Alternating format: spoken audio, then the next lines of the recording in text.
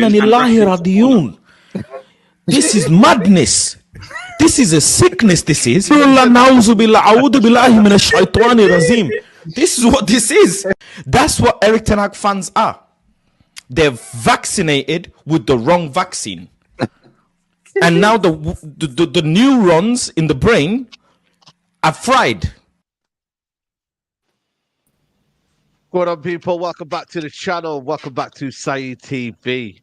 We are live. We are live. We are live. New crib settings, but listen, I couldn't bring the positivity with me. I couldn't bring the new energy with me. You know what I mean? That man said, yo, you think you can hide? You think you can run away from into a different ends?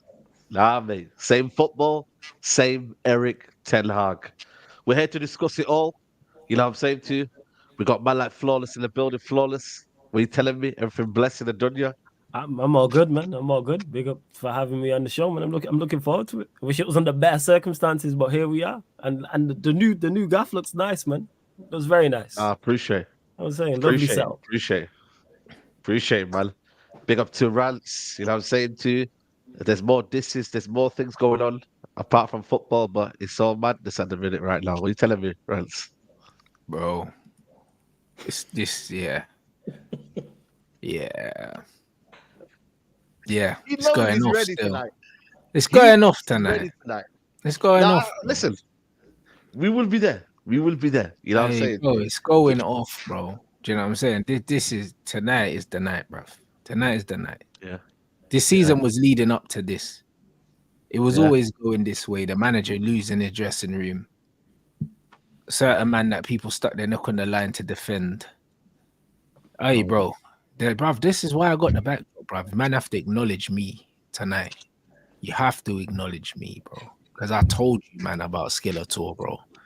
I told you, man, about Rasmus, bro. The Acne Alan Smith, bruv. That's what he is. Absolute scrub. I told you, bro. Now, bruv, you have to acknowledge me. There's no excuses tonight, bruv. We'll discuss. We got man like Aaron in the building. You know what I mean? I see a collection of shirts there. Ronaldinho, Ozil. You know what I'm saying? To proper names right there. But yeah, Aaron, how you doing, bro? I've been blessed. Everything's blessed, man. Yeah, I decided to surround myself with ballers, man, so I can feel at ease here at home. You get me? Got my cup of tea, ready for the discussion today. I can see you got the new gaff. It's a bit more spacious for you to move around when you're getting mad. Do you know what I mean? So, yeah. Because I could see, like, the previous space, when you got mad, you could stand up, but there wasn't really no space for you to, you know what I mean? Now I'm seeing Saeed stand up. He's walking around. I'm like, yeah, bro. That's what I want to see. But yeah. Now I'm good, man. I'm good. For the wrong reasons. For the wrong reasons, yeah, that's it. Yeah, man. And then we got Traps in the building. Traps has got another shirt on. It's now Netherlands. It's not United. You know what I'm saying? To Netherlands. Why are you repping this Ten Hag? Are you Ten Hag in? What's going on here? You repping the club? You repping the country? What's going on here? What do you mean, bro? I'm repping the country, innit? Because everyone that wants Ten Hag in must be smoking pure Amsterdam weed right now. You know what I mean? So I'm here. I'm here promoting it, man. But yeah, man. Listen. It's all good, man. It's all good. Yeah. We'll see. And for those that are asking, listen, I told you people, man, if you want to know where he is, he's wanted. You know what I'm saying to you? I'm being serious right now. You know, Who made that? I'm being serious. I made it. Yo, that shit looks real. Like you could see that on the poster, and you see that on the lamppost outside. You know what I'm saying? That is great. Who made that? I don't know. I got it sent to whoever made that. Salute to you, man. That is a salute. That looks crazy. Salute to you. But I'll be real with you. Listen, people that asking me where's Neji. Listen, the invite's always there, and I've never kicked him off the channel. I've not told him you're not part of it. He is still in the Mandem group chat. Everybody knows Traps, Rants. He's still there. I've not kicked him out. So Neji. Listen, since that little debacle with the tactical formation, you've not been seen. So I feel like you need to address, you know what I'm saying? Yeah, there you go. The situation. I don't know if it's threw him off. Don't know if he needs a break. Don't know if he needs to go get his coaching badges. I don't know. but you must be seen. So you see, we'll get onto it anyway. But yeah, Mandem. Where do we begin, man? I mean, there's a lot to unpack, but I feel like for me, again, we try to rob another victory. We try to, you know what I mean, do the whole unsustainable football. You would have had Ten Hag in us today being like, look at that, another win. It's that. You know what's mad, yeah? The goal came against a run of play. The penalty was a joke. I swear down. I only gave that penalty because man had a guilty face. It wasn't a penalty. And then at the end, luckily, it was literally on the edge of the box. I don't know if it fully crossed the line, but I swear to you, Bournemouth boxed us off the park. We didn't deserve anything. We had one shot, I think, in the second half, I believe. One shot. I don't know if I'm wrong. Is it one shot, Aaron? Yeah. Let me Bro, check. I think, bro, all I know is at one point we had 2 shots and 2 goals, blood. Yeah, basically. Basically. Hey, We tried to scam. Great conversion rate, man. Well, let's say we You know what scammed I'm the saying? point. Positives. We scammed the point, you know. We scammed the point. It's not 3 points anymore, Flawless. So in the second half, we had a total of 3 shots, 1 shot on target, 1 shot off target, and 1 shot blocked. We had 1 shot on target in the second half away at Bournemouth. And I think, that was the goal. It was the goal. that was it, bro. The 1 shot on target in the second half was the goal.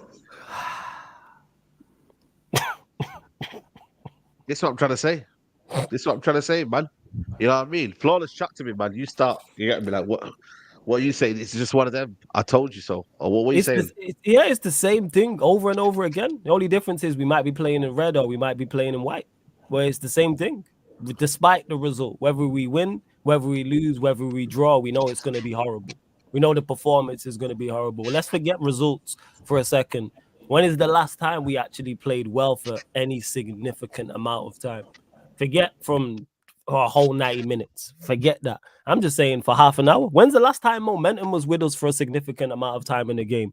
Where you mentioned the goal, I might have been Aaron who said the goal came against the run of play. When is the last time we actually scored a goal because the momentum was with us? Because we all watch matches and you can see when the momentum's with your team and the momentum's not with your team. How come every time I see Manchester United are playing, the momentum's against us, despite who we're playing?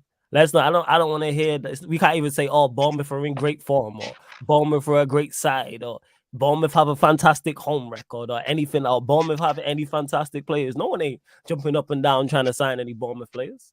So we can't even say that. You can't even say "Oh yeah, it's the manager." None of that. And yet we scammed a draw against Bournemouth. And when Camberwallo made that foul towards the end, I definitely thought, "Oh, here we go again, another late goal." Because we conceded the 1 to Brentford, conceded 2 to Chelsea, and then a late 1 to Liverpool. And I thought, oh, yet again, patterns. Because we always talk about patterns, and when we talk about style of play and patterns of play, and that being we don't do anything consistently. What we do actually do consistently is the wrong things. Like the way we concede late goals consistently, the same way that we don't look like a cohesive unit consistently. The same way we look all over the place, like all this talk about training and things. What do we do in training? That's what I would love to know. I would love to see a training session to see what we do. Because what Ash said it on a podcast a couple of weeks back, and I've been saying it ever since. What is good about this team? What do we do well? Apart from somehow manage to get results. Minus that. We just pop up with the occasion. We pop up with goals and we'll get a win here and a draw here. Even today. It feels like a loss. That's how bad the performance was. Same way against Liverpool, we drew, but it felt like a loss because of how bad the performance was. And that's nothing to do with skill level because the teams with worse players than us individually who have better outfits, who perform better, who have better patterns, etc., etc. It tells you all you need to know. Like I say, is rinse and repeat. It's the same thing over and over again. Yeah, I did see Ten Hag walk out of the press conference as well because he was getting pressed about if we drop below 7th. Then that was the question. If we drop below 7, it'll be the worst finish ever. The worst finish ever. And he said, a coward, man. Yeah, man, you can't. This is your fault. This is your doing. This ain't out of your control. But hey, people still going. If people are still backing this, like I always say, I don't know how much more evidence you need. You know what's mad, yeah? Man asked a perfect question, but this is what happened to Mourinho. Mourinho did the same thing when he got rattled about something, and then he ended up storming and saying, Fridge office, respect. This is what you know it's end game for my man. It's end game. You know what I'm saying to you? Brailsford was there as well today. The players have had enough. You know, they look lost out there. You know what I'm saying, bro? Like, we're the worst coach team in the Premier League. I'm telling you now, I think championship teams can play better football than us. Most Yeah, championship 100%, bro. This Coventry Bro. game, yeah, ain't a given, bro. This ain't a given, bro. Bro. We'll lose that game, bro. Fuck around and lose that game, bro. Like, if we're not careful. They need to change the manager now, bro. Bro, I'll I be said real. it. They need to change the No, change manager the now. manager. Above, I told you, man, anyway, bro. This dressing room's been lost a long time ago.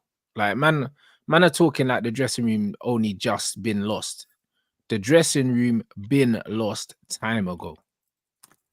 Been lost time ago, bro. This brother's fallen out with Cass ages ago. Cass's form ain't come back, bro. Bro, he's not even trying no more, bro. You can see because he knows it's bullshit. Like, you see him walking around the pitch, bro. Like, it's bullshit. Do you know what I'm saying? And Anthony is not injured, bro. Like, bro, we saw, when Anthony got moved to I seen the quote. bro. We seen when Anthony got moved to left back, you saw what he done, bro. Like, he lost his head. Rashford and them man there. He said, bro, are you mad? He said, this pussy, like, what you doing? I've come off the bench, I've forced extra time, and then you put me left back, you fucking idiot. He lost his mind. It was obvious. His head was gone. Do you know what I mean? And then Anthony's getting dropped for these men, and he's outplaying them the last month, he's outplayed all of our attackers. And he's been on the bench.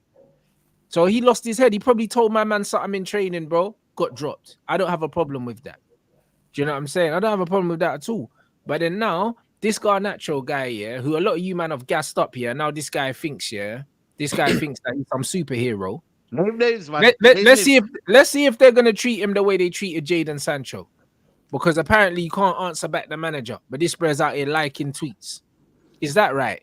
The same manager that gave you 30 starts in a row when you didn't deserve it, bro. You ain't even got 5 international caps, bruv. And you think you're a bad man. Who are you? You're some little man, bro. Dead baller. A man's got an attitude like that. It's crazy. How dare you, bro? How dare you? If we had a proper manager, bro, you know you'd never play for this club again. You know that, innit? The brain done nothing in the game. Nothing in the game, bro. If that's a proper manager, this brain never wears the shirt again. He don't play for the rest of the season. He's on a transfer list.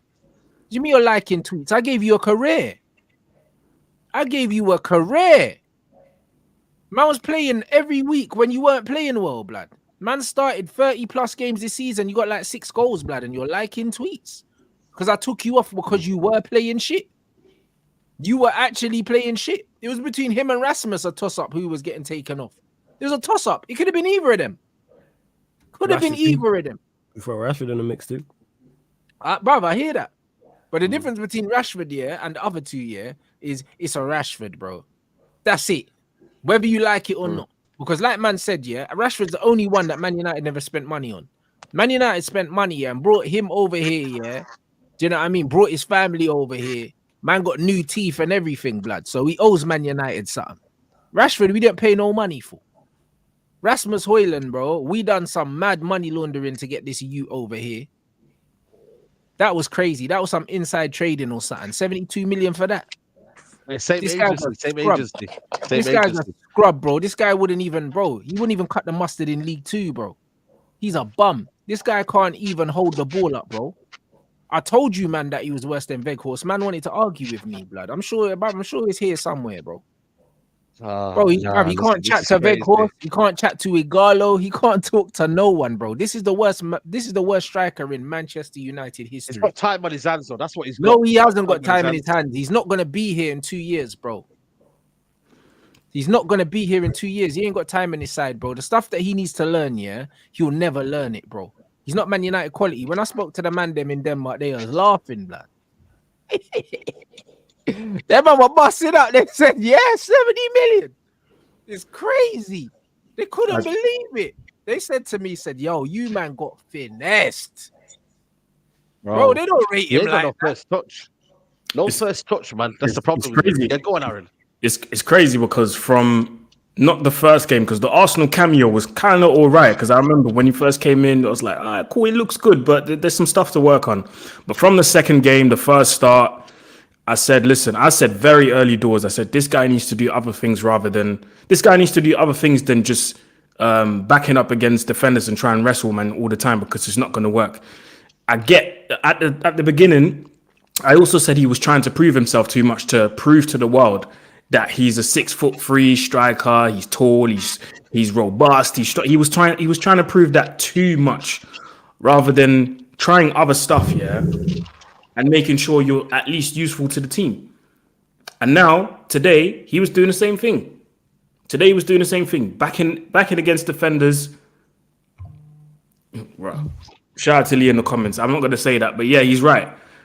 Do you know what I mean? Today in the game, backing up against defenders, always on the floor. How are you 6'3", this strong? You're meant to be the strong, robust guy, but every time you come up against a defender, you're the one on the floor. Every single time. And on TV, people might say, oh, you're exaggerating. I went to watch the Bayern game, innit? Bro, against Upamecano, he was the one on the floor all the time. Against, what's my man's name? Kim Min-jae. He was the one on the floor all the time. Right, is there something wrong with my mic? No, I think it might be Trapsy though. Trapsy might have to get the Is it me? headphones. Feedback. Yeah, there's some feedback. It's not you. might be, No, yeah. It's good. It's not me, yeah? Yeah, All right, cool. No, we good. Yeah, how come, every time you're up against the defender, you're the one on the floor? Every time. How is that possible? And we've seen... Yeah, you're right. People would have seen the clip going around this week when Henry was talking about how to back into defenders properly, because he was talking about Haaland, and he was like, yo, create the distance, put your arm, rather than backing into man, put your arm just to feel where the defender is and create a distance. How does he not know all these things? And if you don't know it now at 20 years of age, how do people expect him to know? When do people expect him to know? He's not a striker. I've been telling you. You're right. I've been telling you, man, he's not a striker, bro. Just let the man talk. Let the man talk. You don't have the basic fundamentals of being a striker. I told guys. It's rude to interrupt, you know what I mean? So let the I man told guys already, you don't know how to receive a football, bro. You know what And I mean? also- And I know I heard Kim Min-jae. That guy's a scrub. That man's on the bench behind Eric Dyer, bro. No, but what I was saying is... guy, innit? No, but what I was saying is every time Haaland was up against... No, what I was saying is when I went to watch the Bayern game at Old Trafford, I said every time Haaland was up against either of them, whether it's Upamecano or Kim Min-jae, he was wrestling them and he was the one on the floor first. Of course. Always. That brain got no balance. No first touch, no nothing. He's a bum. Early doors. He's a bum, bro. Man, seen this. That this is poetic. And also You know what I today, like the saddest thing today, bro, it's not even the fact that we played bad, because we're bad every game, yeah. We weren't even a threat, bro. Like, we didn't pose no threat whatsoever. Back in the day, I used to look at someone like Rashford. He gets on the ball and you're like, ooh, something's about to happen now. Nowadays, he gets on the ball and you're like, yeah, I know what's going to happen. He's going to walk into three players thinking he can get past all of them. At the end of the day, he walks into them, boom, that's it. Loses the ball and that's it. Like, we're not even threatening people nowadays. A team like Bournemouth, and we're not a threat. That's embarrassing, bro. That's absolutely embarrassing. Rashford is a scrub. He needs to be moved on, innit? But guess what? We went and gave him a new deal last season because we're idiots. So now we're stuck with this guy, bro. Stop. No, we're Same stuck with with this guy. Same with Shaw. You know what it is, yeah? We need to just bench him, innit? We need to bench him. If this manager was a bad man, he would bench him. Bench him like what Ralph did. And then he'll ask to leave and then we get him off the wage bill. Just bench him. He's not going to stay on the bench. You know what I mean? Because he thinks he can play He's football. the poster boy, man. He's the poster boy now of Manchester. He's who he is. So I know that's what I'm saying. That he is the poster boy. So Man United now have given him that kind of tag of, you know what? He embodies what Manchester is. He's the heartbeat of Manchester. That's what they've done to him, bro. We have done that. We have done that. But That's a high cholesterol heartbeat. I'm telling you. We've sold better players than him. We've sold better players. Anyone, than the last thing I'm gonna say, for anyone still backing Eric Ten Hag, yeah, I want you to tell me, because I've noticed this since the start of the season. Every time Man United play, three things happen. Where they here? Every time United play, three things happen, or one of the three things happen. We either get embarrassed, we get away with it, or we scrape it. It's always one of those three. Today, we got away with it. Next week, we might scrape it. The week after, we might get embarrassed. So it's always rinse and repeat, rinse and repeat. There's not a game where we look good from start to finish. We always these three things happen. How can you look at that and go, this is good. This has to carry on. How? As much as these players are not good enough, the manager sets them out to execute a specific plan. How can the manager set the team out? You go, it's a good lineup. The players don't do what they have to do, but then you go, or the manager makes a mistake rather, or the in-game management's wrong, but then you go, it's the players. How? And all the players look bad, Aaron. That's the thing is, nobody. All the players look, but we have the best chances. That's another thing that, because I was arguing with people online, because I was talking about, I asked people, is it time to talk about Højlund now? Can we finally do it, or is it still too early? Is he still too young? Or is it still, Aaron, it's going to come. When? April. When is it going to come? The season ends in about a month and a bit. Season ends in a month and a bit, bro. Aaron, can I ask you a question? Go on. Well, actually, I want to ask Rance a question. So Rance, I want to talk about Anthony. I want to ask you a question about Anthony. Yeah. When Anthony first came to the club, like let's say first 5 games, what was your thoughts on him? Because obviously I know you anyway. From doing my research, I know you're not really a reactionary person. I've caught little reactionary bits sometimes because football's an emotional thing, but generally you keep the same energy in it. So I'm gonna ask you, Anthony's first 5 games, what did you really think about him? Like when he scored, like what was it, 3 in a row, and then forget all that shit. Before Anthony came, I wanted Anthony. Okay, yeah, same, yeah. All right, cool. You want Anthony? So when Anthony went through his stage where everyone writ him off, was you part of those people writing him off and saying he needs to go? I lost my patience with him. I said he needs to be in jail. Yeah. But bro, Anthony's go been at the club for what, 18 months? Exactly. Yeah. I gave him a chance when he came in. I saw promising things, and then he didn't kick on. End of story, bro. Do you know what I'm saying? That's it. Rasmus, I never rated man from the beginning. So if that's the comparison you're trying to make, it's not gonna work. Do you know what I don't understand? Yeah, no, it's gonna work. Trust me. Do you know? I don't understand. What I don't understand, if people can lose patience with Anthony, and I was one of them, even though I kind of was the last one too, because I got pelters on Staffy Show for trying to defend the fact that the system needs to be better around him. Leave me out of this, brother. Leave me out of this. Yeah. Cool. So what I'm trying to say to you is, if you lot can wait 18 months, and change your mind. Control the football. We've had this conversation already. No, but no one was saying that when he was in a bad form, though. No, listen. What? You know what it is, Rance? Yeah, go on. In good form, everyone was saying he don't. No, they weren't, Rance. Nah. Yeah, but like, bro, so why did all that? Yeah, go on. Anthony could control the ball. The ball wasn't going to Anthony bouncing off him and flying away somewhere else. It was never happening. But you weren't saying that when he was in bad. Everyone cussed Anthony. Speak for everyone else, innit? Because all right. Anthony's always been able to control the ball. He's a link player, similar to Jaden. Man was saying he ain't got pace, he can't run. I always said it's not that he don't have pace, he's just not direct. That's not his game, bro. Do you know what I'm saying? He's showing glimpses of being more direct, but Anthony's always been a link player. Yeah, you see him with Man United. He plays passes, he follows his passes. If anything, he didn't suit the way we are playing because Ten Hag wants to play transitional football. He's a possession-based footballer. Yeah, Højlund ain't got nothing to do with anything. He's not good at football. All right, cool. Højlund, but to me, Højlund's the same thing. Højlund's a link player as well. When you see people, okay, cool. All right, cool. Okay, cool. Right now, his ball control is bad, but I've seen so many players do the same thing, and people still make excuses. Oh, it's the system. No, he's just in a bad place like the bad. I've seen it all, so I feel like the man they pick and choose. Rashford, man said because he's Rashford. What do you mean because he's Rashford? Anthony is better than all of them, man, bro. Barring Ahmad, he's better than all of them. Exactly. Yeah. On the ball, easily. It's not the same. You lot weren't saying this last month, though. No, I know where Rhino's coming from. Do you know where I'm coming from? Like. Listen, let's clarify, Rhino. Hold up. Has there been? You can't be using other people's takes in an argument to justify the fact that I don't think you were backing Anthony last month. Is a delivery driver. Wait, no, what do you mean backing Anthony? When Anthony came back into the team, before that, when he was in a bad, before we saw this new life of I said he was playing shit because he was playing shit. So what? did you have faith in it changing though? Could you see that there's something there? You couldn't. So why all of a sudden is it different? It was coming there, bro. I was one of the people that from the very, very beginning was like, get Anthony in. Even at the beginning when he wasn't playing well. Yeah, same. I was backing him. And then it got to the point where it's like, bro, shit ain't changing. Because last season, the system we were playing, the football we were playing is not the same as this season.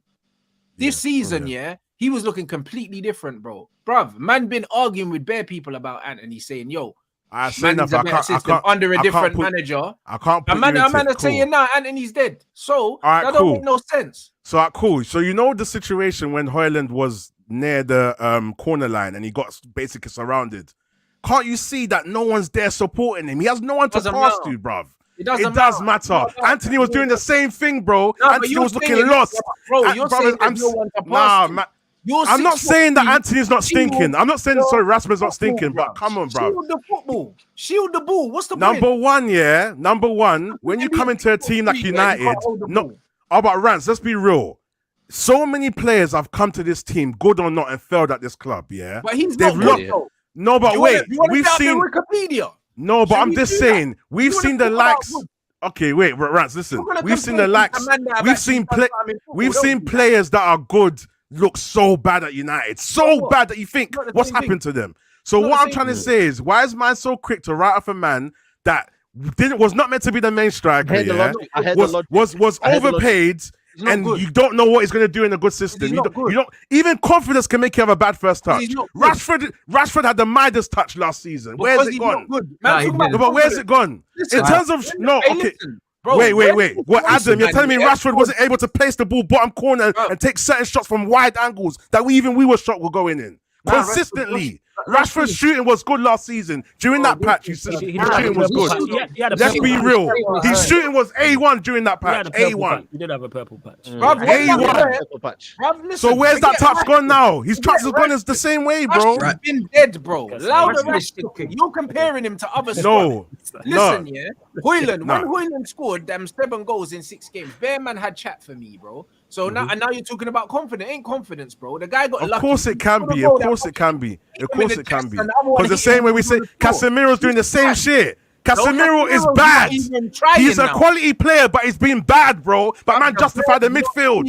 Certain things are not the midfield's excuse with Casemiro, bro. Certain things are not the midfield's excuse. Bro. Now you're deflecting again, bro. No, I'm not. I'm just saying that. Let's stick on one argument. Okay, wait. Okay, Rance, wait. My whole point I'm trying to say, Sai, let me just finish off. My whole point I'm trying to say is that I feel like with certain players, we make up some dumb excuses to say, oh, it's the system, it's the midfield. There's clear things Casemiro's doing that's nothing to do with the midfield. He's been poor. I'm not saying he's a poor player. I'm not saying he's not one of our best midfielders, but he's been shite. So why do we blame the midfield for Casemiro? Because we can blame the team for Højlund as well. Casemiro's doing things that you think that, hold on, you should be able to do that, bruv. I know what I'm saying. My whole point is keep the same energy with all the players. No, where's the context though? And add context. Rasmus is his first season. It's his first season, bro. Man's writing him off. No. First season. No. Nah, bro, I'm not having it. Yeah? Not having it. You're trying to compare Rasmus Højlund that ain't been good anywhere. Don't twist my words. I'm using an analogy. Play well in other places. This brother was on the bench for Zapata, bro. In Atalanta. Okay. Bro. But okay, then that makes my point even better then. But he's not good, bro. I've seen enough to see that he can do something. He might not be a first team striker. Okay, my question is, what have you seen, Rhino, that makes you believe that he's good? Aaron, come on, you've seen the goals, bro. You've seen when he's linking up well. You've seen when he's helped the team flourish. I'm telling you. Oh no, he will be our best Champions League striker. Galatasaray Bayern was all Rasmus Højlund, bro. I'm telling you. I'm telling you from a striker memory, bro. I don't want to hear that, bro. Not from a striker's perspective. I can see stuff that he's doing. I'm not Nagy. I'm not Delusion. I'm bringing up facts. I can see stuff that he's doing. In Champions League, Rasmus was doing his thing. He was striking the ball. He was holding up the ball well. He's linking up the play.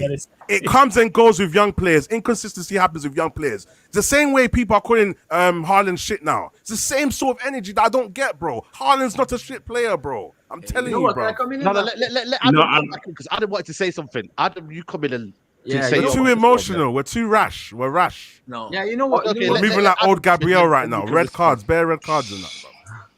Yeah, go on. Let Adam come in. Let Adam come in. Go on, Adam. Okay, good. So what, is my mic loud though? Does it sound like I'm shy? I was about to say, Yeah, bro. it's I hope, bro. I move wish it your take was as good as your mic, because your mic covered over everyone, bro. That take over Holland, bro, is stinky, so stinky, bro. Yeah. I Go need on, your then. mic, bro. I need Go your on. mic. I love you, We Ryan, got the but I same need your mic, mic. Staffy. I just tweaked the settings on that, man. I got Bro, the you little- had the listen. You had the settings on Super Saiyan or something. No one else was able to say something but you, bro. So I wish your take was as good as your Staffy, mic. you know it is. Staffy, you know it is about me. I'm not scared to say my opinion. People would have to Rhino, I follow have a suit, lot of bro. love for you. You know that. You know I have a lot of love. That's what I'm we not want. scared, I'm bro. gonna What let Adam go opinions- first. Let's I'ma be. let Yeah, Adam go on, Adam. Let me hear you. 'Cause Yeah. Adam likes to Yeah, hear me go on. out. So let me hear you, Adam. Let me hear Yeah, you. yeah, exactly. No, Let me hear you. what I was trying to say is, Sorry if I I'm hear you. talking of you, though. Sorry, man. nah, no worries, no worries. What you were saying about the energy, I think I hear it, but I think the important nuance is, how do you feel about the player first? If you rate the player as a baseline, you are way more. But Adam, that's the thing. People Hold on, think that because I want to give him patience, give him time, it means I rate him more than I should. There's a different argument. That's a different argument. That's a different argument. If I watch a player for the first time and I don't rate him Yeah. because I see Yeah, yeah. fundamentals are lacking, and then he Yeah, has yeah. a good 3 weeks or something, I'm still looking at those fundamentals that I think are not appropriate. And if I see a player that has good first touch, good decision making, is good with the ball, has a very good instinct for the play, Opposite of Anthony, yeah. someone else, Anthony or someone else, and then he has a rough period, I'm going to be patient with one and impatient with the other. Okay, Because so I know- when hold on, because you know why? All right. Because one I know is good. Sorry, I my know one bad, is no. good, and I know the other one maybe is just luck. And this is what we have in our club. Like, for example, we have 7 years, 8 years of Rashford, a season and a half, maybe at best. So the tendencies and the data show us that the good periods of Rashford are way more due to randomness and luck than they are due to quality. And then we have players who all the time play well and have bad periods. You can True, put yeah. those bad periods on a bad form. You have to look at the tendencies of everything. You have to look at the whole set of data. You can't go game by game. And Anthony, to be honest, people wanted to hate Anthony because they wanted to love Rashford and Garnacho. It was not aimed at Anthony against him. It was aimed in favor of the others, if you are being honest. It happens all the time. People dislike Pogba that much because they wanted to love Bruno that much. And when Martial was the competitor for the left wing, everyone hated Martial. Martial moved to the striker, and then Sancho became the enemy public number one. And then everyone that was in direct competition with Rashford became the enemy. My point is, the players, you have to judge them from the baseline, and then when you see good periods, then you adjust. But you can't keep the same, and because applying the same logic to everyone is the best way to be unfair, if you're being honest. All right, so what's Anthony's baseline? I think Anthony's baseline is actually an all right footballer, not the very best, but he's fine, good basics, can play with the ball, helps the team. I wouldn't start him in the ideal 11, but ever since the legal case, he's been the best of all our attack except for Ahmad. All right, so let me ask you the next question. So from that baseline, are you not judging it from 4 games? That baseline is not, haven't you created that baseline from 4 games? Because before his good patch, there was no baseline. Let's be honest, Mandem. There was. There was no. That's not what he's saying. Nah, you lot are- No, that's not what he's saying. Rhino's right in regards to before the legal nah, case, bro. he was awful because Yeah, he wasn't- There was no baseline. You couldn't even see it. No. You're not including anything that you saw last season either. You're not talking about this season. This season he hasn't been good. Exactly, and this is what you're doing right now. Because that's what I Go wanted to ahead. get to Staffy in regards to quickly. I don't understand what you're when trying to did do right now. I No, don't when- know if you're trying to justify the fact that maybe you were defending him, so that means that your take on Rasmus is correct, because it's not. I'll be real, it's not correct. It don't matter how you look at it. All right, cool, Anthony's got Rance, the wait. fundamentals, the All right, fundamentals that Rasmus let don't have. Flawless, explain what I'm trying to say about the baseline. I will do in a second. I'll get to the baseline question. Yeah. When did we switch on Anthony? When did that happen? I missed that memo. I thought we was pretty much the general consensus was, even though he was playing better, he's not good enough and should be moved on as well. Yes, has he been better since the legal case? Absolutely. But it's not hard They're to not be saying better what than, you're saying, Flawless. It's They're not not saying easy that. to be better than Rashford and Garnacho, who have been horrific pretty much the entire season. So that's So why do we praise it then? Because man will come to me and say, you're praising the standards. It should be the standards. I know what I mean. It should be praised because he has improved. You can improve and still not be good enough. If you're playing to an average level, is average good enough for where we're trying to go to? No. But if you were performing at a poor level and you get to average, okay, you've improved. All right, Anthony cool. still needs to kick on. However, All right, cool. I So don't believe flawless. Anthony's good enough. From that That's what it is. specific point you've made, if Anthony has a run of like 2 bad games, I guarantee there's not going to be maybe it was a fluke. It's going to be bare justifications. No, but what is the fluke right now? This is why we had the disagreement last time. You keep saying that it's more likely of what's the Hoyland difference between a purple patch and a baseline? Explain, Anthony. Rhino, I gotta finish so you can understand where I'm coming from. It is more likely for you to call someone a fluke when they score 7 goals in 6 games when they weren't scoring for about 14 games before it, And they than to weren't call playing well someone either. who was fundamentally okay last season. He's never been a GA person, so we never praised him for that. And then he comes back after, as we said, after his legal case, and he comes back and he's actually playing decent football. What he's doing decent, we used to see in glimpses last season. Now he's doing it more. We used to see it in glimpses, Staffy. No, but that's what we're trying to say. All right, We've seen right. it before. No, All listen right. to me. Listen to me. Listen to me. Listen to me. All right. Listen to me. No, Staffy, Randall, listen to me. Listen go to on, me. go on. When I see you do something, you don't do it enough, but you do something, and then all of a sudden you do it consistently, which I thought you had. You just didn't do it enough. That can't be a purple patch, because now all of a sudden I don't know what you got switched in your head, but now you're more locked in. Okay, Staffy, on that specific point. Wasn't doing Staffy, anything. wait, Staffy, let's do one step at a time. And then Staffy, he one stopped step at a scoring time. again, and Staffy, we're one step calling at it a a time. purple patch. That is Okay, justified Staffy, to call the purple you know patch. what you just said, yeah? You know what you just said here? That, he was doing it in drips and drabs. This is what I said in the whole of your panel. You and all CK and all them man got onto me and said, we don't see nothing. There's nothing at all. That's what you man said. So I never my said thing that is about now, Anthony, because you did, Staffy. Staffy, you did, bro. You did, bro. That's why I'm confused, bro. I don't forget nothing, bro. I managed 10 people. I got 10 artists. I don't forget things, If you didn't bro. have the same energy, that's cool. If you didn't have the same Bro. energy, if you like Rhinos, I wouldn't say nothing.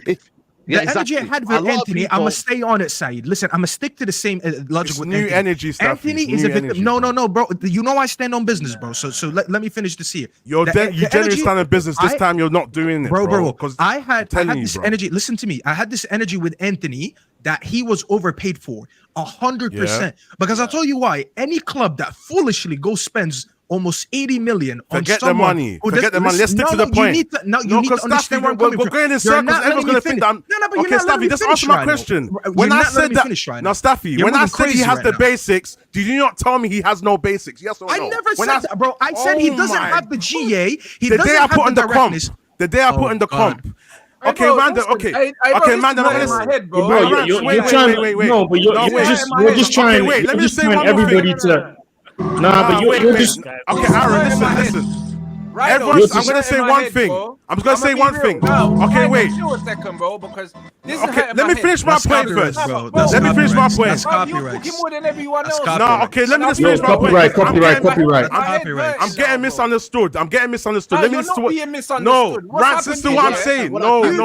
You tried, bro. We're all going on the bus. Right. You know what I mean? And Can I finish my point, Saeed? And you've taken a left, blood, Let Rance come and in. now we're lost, bro. That's what No, happened. okay, let me guide you then. Let me hear what I'm saying. What Staffy is saying, yeah, about how we've seen bits and pieces of it, but it wasn't consistent. I promise you, on my life, I was saying this to the panel. I said to Staffy and the Mandem, I said, there is Staffy. I said Anthony can take on his man. I know we don't see it enough, but it can. These men said, bro, he can't That's even not do what that. we're praising him for. Wait. I said that Just he told can you be he's not direct. right No, now. Staffy, He's you not said direct. Staffy. I said that he shows instances that he can be direct, and I brought up Ajax. You said, "Oh, show me the Ajax clips." That's why I put on the Ajax clips that day. Rhino, stop telling me what I said, because I never said. Mandem don't I have knew proof. he wasn't Man, a nah, direct bro. player. Hey, bro, I'll be real, yeah. Other I'll be things real. right now. In the grand scheme of this whole thing, none of this shit matters, innit? It does matter because the Mandem judge things differently. My whole point is the Mandem's. No, but this is where you've messed up. Gonna have to mute Because everyone. you've come Let in one here. One person. You've come in. You've One made person. a general statement about conversations you were having on another stream with other people. That don't mean shit to us, bro. I'll be real.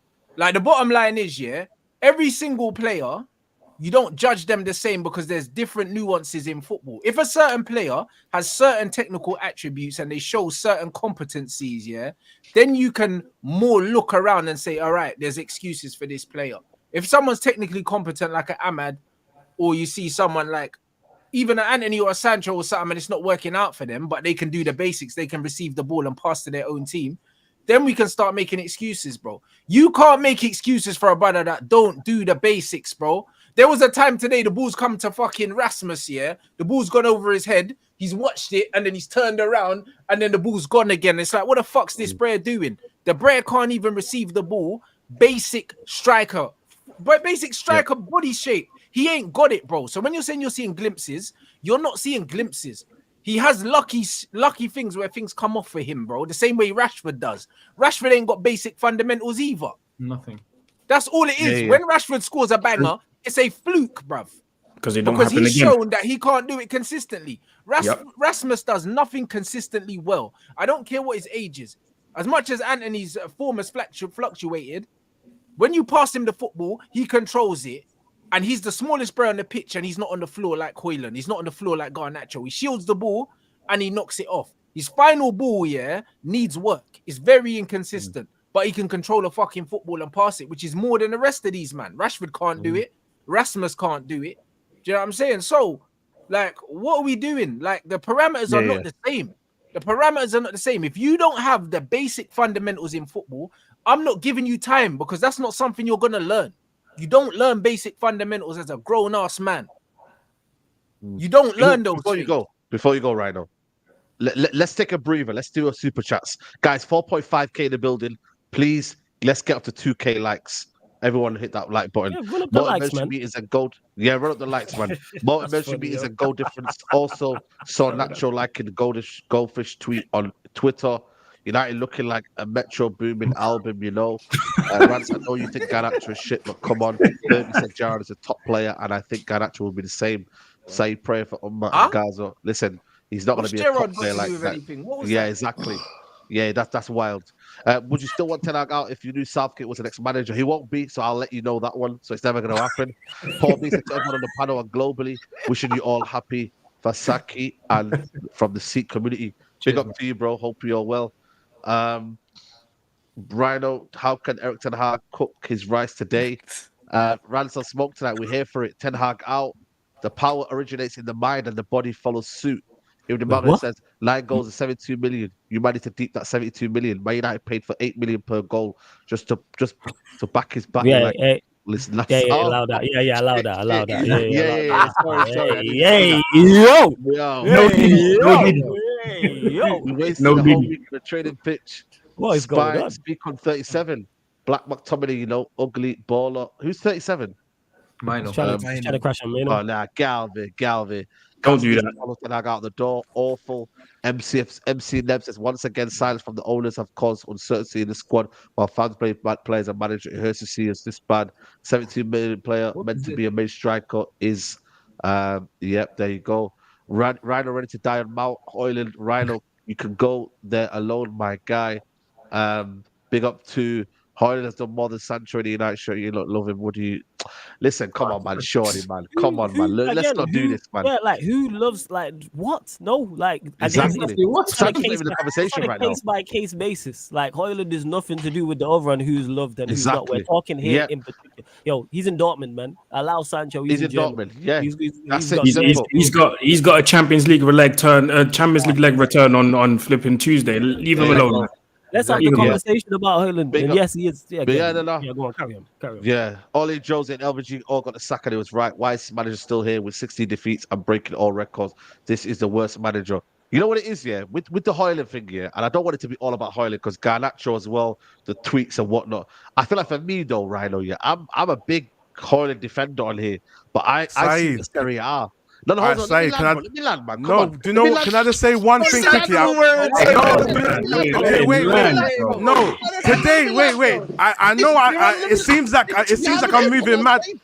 No, do you know I want to say one thing? Because even the comments have got it wrong. When I said the instances, I wasn't even talking about Højlund. That's how I know you lot don't understand what I'm saying. When I said I see instances, so I know that whatever you've heard from me, you kind of misunderstood what I'm saying. So I need to set it straight. Now the context. But I'm just saying, I'm just making that clear first. For me, I'm just making that clear. For me, I'm not even doing Anthony, Walla this, Walla that. Like, I'm not doing none of that yet. Yeah, it's about today's game.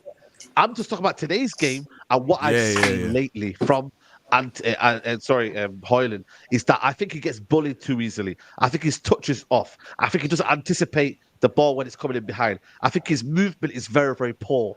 You know, all of that's true, but that's not my point. All of that's true, but that's not my point. So I know you lot are not hearing me. But go on. It should be your no, point. but I'm gonna no. Do you know what it is, Said? That's why I just want to speak, because there's a calculated way I know how to draw a man out, or I know how to catch a man in a contradiction. Right, you draw me out right now. No, Saeed, you're calm because you kind of see where I'm in, but you're being critical, but you're not being too harsh. So that's fine.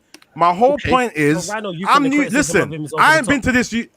Let me listen. I'm not in this YouTube space thing, innit? Like, I'm adapting. I'm new to it. Yeah, there's a way you have to be. I'm gonna be how I be. I don't care how many followers, views. I don't care who's popular. Nothing. I'm gonna say it. All I ask for is the man to hear what I'm saying and listen to my points, innit? Like, you don't have to agree with me. It's not about pro backing Garnacho. It's not about pro backing. This has nothing to do with that. My thing is, when we have a debate, I like to look at the Mandem's points and I like to look at things. Adam made a good point. Adam spoke about we can't use the same baseline for all the players and all of that. Boom, boom, boom. Cool. We can't judge everyone the same. That's fair enough. So let me make another point in response to that. Because everything I say, it makes sense. You might not agree with it, but there's sense there for you to say, okay, I see where it's coming from. What I'm trying to say with Anthony, I'm not disagreeing with you like that Anthony's doing well now, but realistically, he's not at that level. I'm not disagreeing with you guys to say Hoyland and Garnacho are not it. I agree with you guys. But here's what I'm trying to say. There was a point of time that what Anthony's doing now, I had a belief that he could do it. But I was told we didn't never see it. When it comes to beating a man, being direct and certain things, there was glimpses of it. You might know, if you go back and look at all the games when we was judging Anthony so horribly, he was still doing something. It might not be consistent. Just like I think Staffy said, it wasn't consistent. But my problem is, when I was saying that and saying that I can still see something, I was told there's nothing there. The things that you lot are saying you could always see, when I was saying that, I was told there was nothing there. So now I'm thinking, okay, if you lot had that kind of energy then, how can I trust your consistency over everything when I feel like some things are just selective? That's what I'm saying. And that's partly due to emotion. That's emotion. Sometimes emotions can make you hate a player so much that you don't even want to see the good stuff. My whole point is, did you have this conversation? Let's move on. Last comment, Adam. You go last. No, that's why I addressed Staffy with it, because it was Staffy's show, and so that's all it is. Okay, Adam, you last comment. Adam, last comment. Then we'll move on. Just something that is between you and Staffy. I think it took. Bro, this guy, I swear, I didn't know it was coming on Mandem Talk to talk about something that we talked about backstage. We were live for that right now. I feel like when we're judging football, let's just try and keep this. It's good content. No, it's good conversation. Let's have a conversation. It's a debate. It's not. I'm not trying to argue. I'm not trying to. Everyone has to listen to me. I just want you to understand where I'm coming from. I feel like in this football space, maybe not rants, because rants keeps like, I just feel like it's easy to lose the energy and forget things that we've said and get caught out. And sometimes you forget it unless you're clipped. But I don't forget things, and I've been wrong sometimes. I've said mad things, but I just we'll talk about this again right now. I don't want to hug the whole show. We'll talk about this again, 100%. What I'll do is I'll do a one-on-one on my channel. We'll talk about this because I'm not trying to waste everyone's time here. How about this? Let's talk about the Jack Swagger. Shout out to Griggs. Let's talk about the Jack Swagger that we are playing in striker, bro. Because this guy's a wrestler, bro. This guy's not a striker. Hey, yo, that's Let's talk about this. I'm not trying. Listen, I'm not gonna steal that one. Shout out to Griggs. He really gave me that analogy. I told him, bro, that guy's a wrestler. He said, yeah, he's Jack Swagger. Let's talk about Jack Swagger, bro. I don't want to talk about Anthony because this guy's 70 million and all he's doing is wrestling, bro. This guy, you know when you play GTA and you accidentally lock onto someone and you start punching him, this guy accidentally locks onto the defenders and all of a sudden you just backing into them. Brother, just go do something else away from the defenders. All I see is you go into the defenders and 2 seconds later you're on the floor. And we paid 70 million for that, bro. That's the conversation we should be having, bro. Not Anthony, bro. By the way, big up JG, just joined the chat, man. 100% big up to JG. Why did you call yourself the Delusion one, by the way? Is it not the, you know what I mean, heavyweight boxer? Is that gone now? Is that what's going on? You're on mute. You're on mute. You're on mute, bro. You're on mute, man. You're on mute. You're on mute. Hold up. You're on mute. Yeah? Yeah. Yeah, safe. Shout out to the Mandem. Obviously, I was asleep, yeah? I was in Germany yesterday. I was working today. Come back, get a rest. Then all of a sudden, I wake up and thought, shit, Mandem talk. So I thought, oh, probably missed it. So I thought, you know what, let me go live. Let me go pre in the comments and that. Within 2 minutes, bro, I'm hearing Rhino shouting out man's name saying, oh, I ain't deluded like Nate G. So Nah, because they're trying to put me on that same bandwagon. I'm not on that. I'm not on that bandwagon. That's your thing's different, man. My thing's not on that thing. Yeah, but no. I'm competing tomorrow, man. I got my first comp back to I think in Birmingham tomorrow, so I need to get some rest. But half an hour, man. Half an hour to that shit, the deluded one. What are you saying? What are you saying about this then? Are you still enabling this? Are you still backing this Ten Hag? What are you saying? I can't enable nothing, bro. I don't got them powers, bro. I'm one fan of 2 million Man United fans, bro. My opinion ain't that way, T. No, but you support this manager. You believe in this process. You want to give it, 4 more years, as people said. You know what I mean? Have you still changed? Your opinions on that one? Like Rhino's just said, man, you man missed context and understanding to my thing. You break your 4 years without the context every single time. Like, it's going to get old. So we're going to be old conversations that we don't have. But listen, today was a shambles, man. I'll be honest, today was close to the Brentford game, really. It was that bad, bro. Flipping that the basics, the Garnacho, shittiest touch I've ever seen in my life, bro. Not under no pressure. Like if you've been balling, if your name's that sick, you've been balling all season. How are you bottling them type of touches? I don't understand that. To me personally, that makes no sense. Like I didn't get that. Like, is it a concentration thing? Is it because if it's a concentration thing, no problem. That's no stress. But I didn't understand that personally. But at the same time, I don't think we deserve the win either. I saw Bruno hoof one ball in the second half, but then everyone's getting gassed over that. But then everyone else missed the clinical through balls, the passes, the shot off the cross. Come on, now, behave. No one see already. See what I mean? That's what happens. You stop crying, but then the negative thing, everyone's silent. Yeah. Talk about that. So KDB performance, bro. Yes. We need to have someday. We need to have the chat you and I, AG, so we can speak both. Say that again, Adam. Nah, someday we need to have the chat you and I both, just you and I, so we can actually speak because now we're just too many of us on the show. But yeah, no, 100%, man. We'll get it done, man. I've just been busy, man. But yeah, man. That was it for me, bro. It's just get the season over and done with, man. Get a cheeky penalty against Coventry, 89th minute, and then go to the final, and then lose in the final, and then safe. See what happens. I'm done. Can't lie. So you're done with the season. You're done with everything. Are you looking forward? I don't know. We had 3 shots in the whole game, yeah. And so who was he playing them clinical free balls to? What happened after the free ball? Or did man get sniped after? Bro, wait, including a penalty, by the way. Including a penalty. I'm crazy, bro. I was thinking, bro, what game was this? Never saw none of that. That's your bro. Man played the free ball to the striker and then he got sniped. Boom. Where was the shot? What happened after? Huh? What happened after the clinical free ball? You got sniped. What do I have to gain to lie over a man passing a football? If I've seen something, I've seen something. I don't think you're lying. I just think that you're seeing things, bro. I don't know, bro. I'm not your clinician, bro. I don't know. But I'm not saying you're lying, bro. Like, I know you genuinely believe what you're saying. I've never once ever spoke out of terms. Never once capped ever. If I see something, I'm gonna say something. That everyone who knows me that's fact. You know what it is, though? I think we're overgassing everything. I think Man United fans were overgassing, you know what I mean? Certain situations. Like, there was no positive. It was awful. The whole team was awful. Positives out of this game. The only positive was Ahmad. The only positive was Ahmad. Come on, we had a little bit more control. That was it.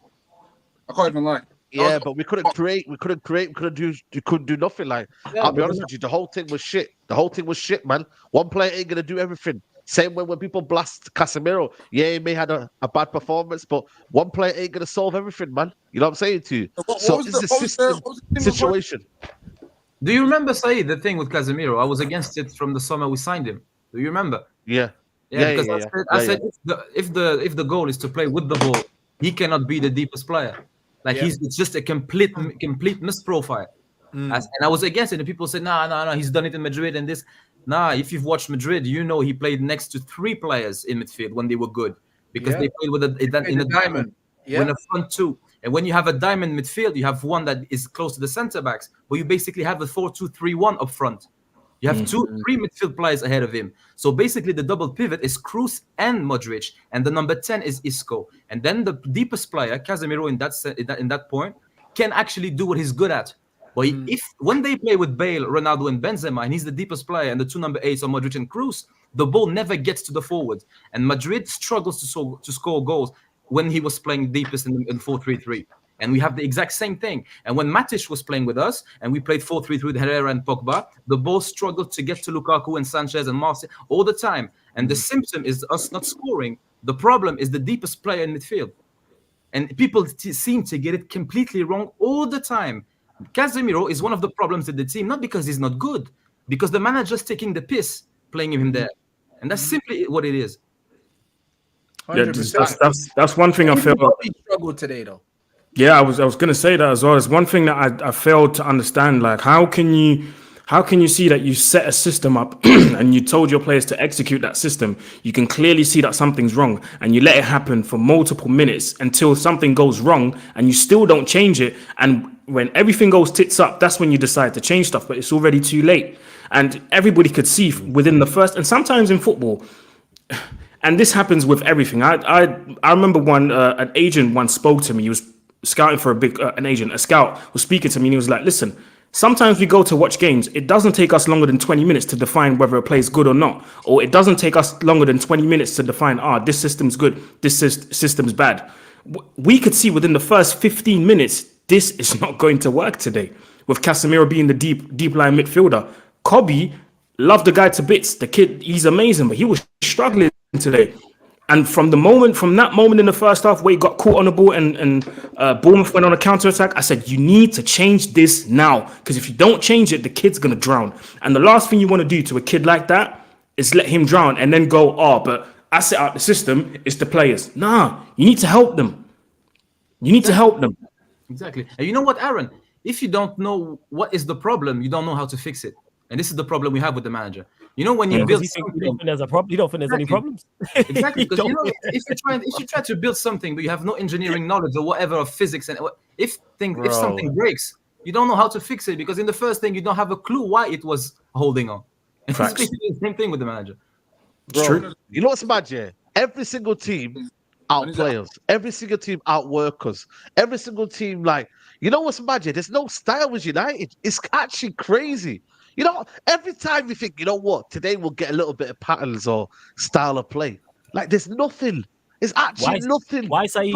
Why would you think you're going to get certain this game? You know why? Because injuries. Because they said, when we get our players back, we'll see a better style of play. That's what they said. Got you. Right. So there you go.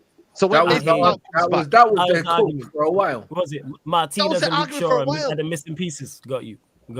I know what's funny. Half these players that are missing, the fan base don't rate them.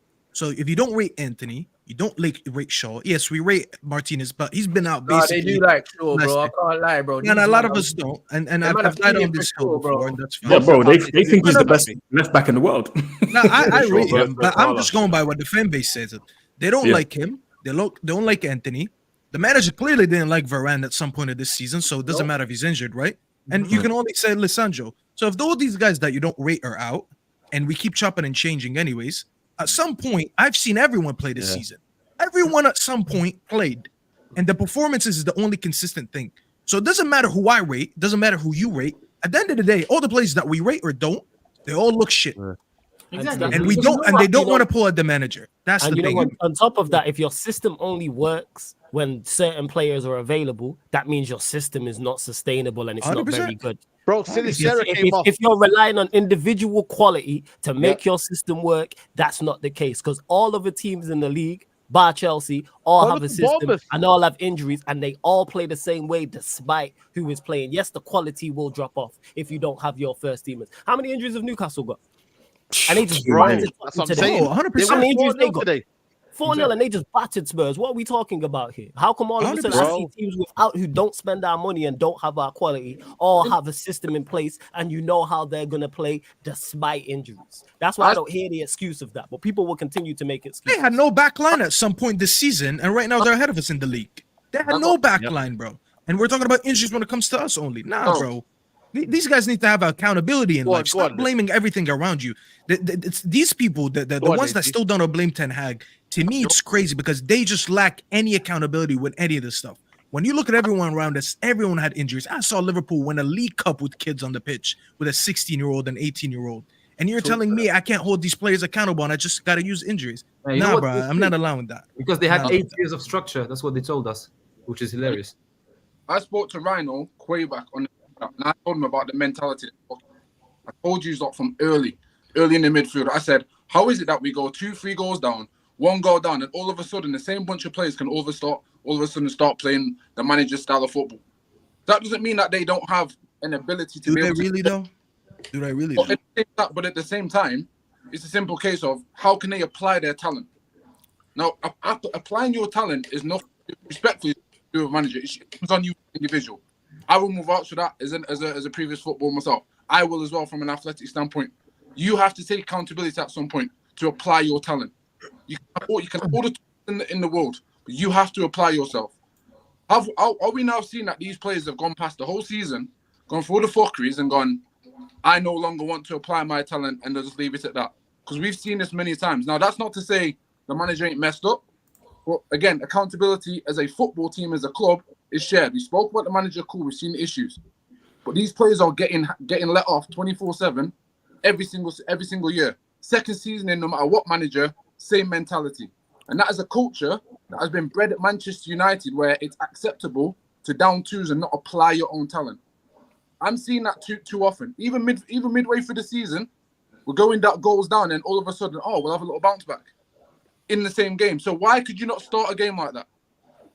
Why could I agree to it. There's no context to that. That's the only thing. I think what I don't like here, what a lot of Man United fans are doing, they're going on like this don't happen at every football club in the world. When managers get sacked, usually there's a run of bad results. The players sign out and then the manager gets sacked. It happens everywhere. Right? Let's not pretend that it's only our team, bro. Chelsea was 17th when Jose got sacked. So let's not pretend, that Man United's the only team where players down tools. Players down tools at every single football club before the manager gets sacked most of the time. If the football club's not run well enough that they kick the manager out before that even gets to that. But players down tools all the time, bro. The football club is a workplace, bro. When everyone don't like the manager, man just stop trying at work. This is what happens, bro. Like it happens at every fucking football club. So let's not pretend that it's just us, bro. Like it's not just us. That is Manchester. I don't care about other clubs. Manchester United. No, but then don't talk about it like it's a symptom or something that's unique to us. It's not, bro. The reason why the players have down tools is because the manager decided to change the system of play in his second season. The players know it's not working. He's persistent with it. We're losing. And we keep losing, bruv. And they're fed up. Mike's cutting out. Deji, your mic's cutting out. Are you covering the mic? Are you covering the mic, Deji? Yeah, you might be covering the mic. The Man Utd said the same thing. So forget me and you, Rants. Yeah, forget me. Pro baller, big Man Vidic said the same thing. So what now? The Man Utd said what? What did he say? Oh, you didn't see it? I'll send it to the group chat now. Just tell man what he said. I didn't see this one. What did he say? Yeah, but if you use an expert's opinion, and also, just because Nemanja Vidic said it, who the fuck cares, bro? I hear these ex-pros chat shit all the time. What does that mean? Because my man's a proper baller, bro. He knows what going. I don't know, bro. If you're co-signing what man's saying, bro, I'm probably not going to agree. I'll be honest. So I don't really. You're saying it's not an excuse to down too. So it's okay to down too. I don't care. Just because he was a pro baller, I don't mean that he's ridiculous. Fair pro ballers. Absolutely ridiculous. But just to clarify in regard to the players, no. But just quickly in regard to the players do not get. I can only speak for me. Players do not get off scot-free. I've been saying ACGI for the longest. Yeah, I'm saying anybody can get it. I want everybody. So when you hear before you go, say just because go on, read the Vidic quote. What did he say? Just because you hear someone criticize the manager doesn't mean the players get off scot-free and vice versa. Everybody's to blame. The players are also 100% the players are to blame also. They're more to blame for today. They're just as much. But yeah, go on. Yes, Said. Let me read the quotes. By the way, he said this on he said it seems like certain players didn't stand up and perform, especially the experienced players. It's just not about the coach. I think it's about the players, the mentality, and that's what's the issue at the club, not just this year, but the last few years.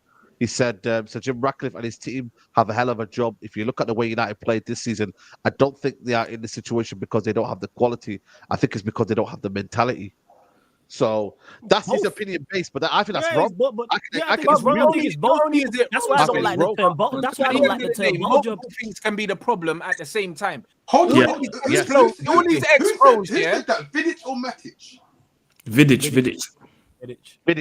A lot of these ex-players that play for Silent Ferguson, them man are on this passion thing, and they're like, oh yeah, but if we just work really hard, that will be no, bro. I'm not going to turn around and say that he's. I'm not going to turn around, yeah. He's a league mentality. Allow this rubbish. What are you talking about? Like, what do you mean? Bro, I'm not done. I'm not done, bro. I don't need the ad-libs. I'm cool, bro. I don't need them. The point is, I don't know about the best ever. These man keep talking about attitude all the time, bro. These man keep talking about attitude all the time. When McTominay was coming off the bench, these are the same brothers that were saying, "Oh, this is the spirit of Man United," and now all of a sudden, these men ain't got no attitude. I said we already spoke about the manager, so let's share accountability where it is. Which one is it, bro? Talking about the manager. No. Because the players have been getting Do you know what it is? Man them on the panel, yeah? There's 10 of us. Who's been getting cooked more this season, the players or the manager? Exactly. There's players. No, because I was taking in what he said in regards to the question. The players than the manager. So what are you trying to say? Face for no reason. Say face for more. I think, Saeed, listen, I think, see, what Rand said something earlier, which I agree with. He said both things can be the problem. The players don't have the attitude and the mentality, I agree. But equally, the manager is at fault as well. And I always use the analogy of, if my son does something wrong, or my child, whatever it is, and I just keep sitting there and not say nothing, I'm allowing and I'm creating a space and an environment for my child to keep doing the same thing over and over again. And because my child is smart, he or she's going to do it over and over again, knowing dad's not going to say anything. This is exactly what's happening at Manchester United. The manager has created an environment and a place for players to do the same mistakes over and over again, not punishing them because they know Eric's not going to say nothing and I'm playing the next game. So both things can be the problem. I think you're bang on to be fair, but the thing I push back on slightly is that I wouldn't put the manager in the parents' role. I put the club in the way it's been run in the parents' role. They've created that environment. Because I disagree, because the manager spends more time with the players than the board does. He sees them every day in training from 9 o'clock to 5 p.m. every single day. They travel together. You spoke about culture. We don't have an identity or culture that is representative. The manager it starts with the manager. He sets it. If he says the manager, I disagree. I don't think the manager can do it. No, I disagree with you, because if the manager sets the culture, because if the manager says at 12 o'clock everybody at lunch, no phones, that's the culture, and that's what's gonna happen. If that doesn't happen, there should be consequences. That's part of the manager setting the culture. If the manager says, is that not what's happened? Let me ask you a question. Do you think we had a good coach? Do you think we had a good culture last season? Last season, no. You don't think we had a good? I thought we had a good culture last season. We got results. You know what I'm saying? We did what we had to do. It wasn't the best, but it was better. It was better. Let me hear what Trax has got to say. Leiji, let me ask you a question. I know when you're speaking. I got a bounce, bro. Go on. Sorry. Would you not say that is that's parallel with other managers in their first season? They come in, set an idea, plan, and then when push comes to shove and you got to maintain it, it gets fucked over no matter what the manager. Because it's extremely tough to maintain. Sorry, go on. Carry on.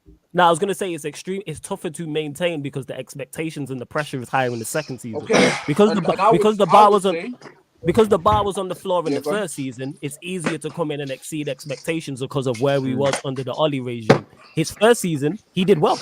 I have very little complaints with all of the issues I have with Ten Hag this season. We gave him credit. All of the issues I have with him this season, he dealt with last season. That's what annoys me so much is I know you can do better because I watch you do it. Now, was it the best? No. Was it the greatest? No. But he still did well to the point where I go, okay, there's something to build on here. Because when we performed well last season to an extent and won a trophy, got to a domestic cup final, third best home record, was very good defensively outside of the 2 beatings from the rivals, we weren't talking about structure, we weren't talking about the Glazers, we weren't talking about ownership. And that only gets mentioned when things are going wrong. Because when things are going 100%. right, we don't mention them. We don't. You That's know why what? you You know never what? hear. Me personally, I there's spoke no. about it. So Let me get You Traps might. to But land. I'm saying But I did. generally, Traps to you're land. right, yeah. Yeah, let me get Traps to land. I know Adam, you're waiting. And Leon as well. Now, let me just say one thing because I'm gonna let But Traps listen, I have got to his shoot, time. man. I got No, to just shoot. Neji before you go. I'll start you on Wednesday, Neji, don't go anywhere. 1 second. Don't go anywhere. Bro, I've got to I know, but 1 second. Let me just say 10 seconds. I know, sir. Yeah, go on. I hear your point about players and blah blah blah, and obviously we all know. I don't think anybody on here thinks our players have got the best mentality, the best skill set, whatever. When push comes to shove, they fold. Yeah. However, I think one thing you have to consider is this manager had a season with them already, and you've got to know what you're coming into. So you can't really moan when you get here that the players have got like a poor mentality and they're not what you want them to be when you've seen you read a job description before you take it, right? Like most of us do, right? You kind of understand the role that's there. So I think it's kind of you have to be careful with that balance because the more that you say players, the more you're taking off the overriding thing is that this guy has not performed. But yeah, I'll let you do thing, but that's my mind. I'd say to that is that's only if you think the manager is the overriding thing. I think that's where most of us are different. But the thing as well is like when your point about one season and then the next season they don't thingy and all that. Yeah, I think it's your flawless said that. Yeah, we've seen other managers have a second season and stuff. We've seen Van Gaal. He didn't really lose the mentality of the players. They just couldn't fully complete the system. And I think with all Jose's second season, they still managed to get results and perform at times way more consistent than this. So there's other examples, but just want to say, Neji, I'll pick up by the way. Just want to say, Traps has looked down most of the stream, yeah, and I know obviously what he's thinking. Yeah, it's that McTominay didn't come and save us today, so I get it, bro. It looks, you know what I'm saying, it is what it is. Let me get him in. Before I get in, hold on. Let me get Traps in. Yeah, go on. McTominay's not around. He's got He's your guy. McTominay's your guy, bro. To blame right now. You haven't got no one to blame right now. But anyway, that's another story. Anyway, look. Yeah, there's two things. Reality. It's just reality, isn't it?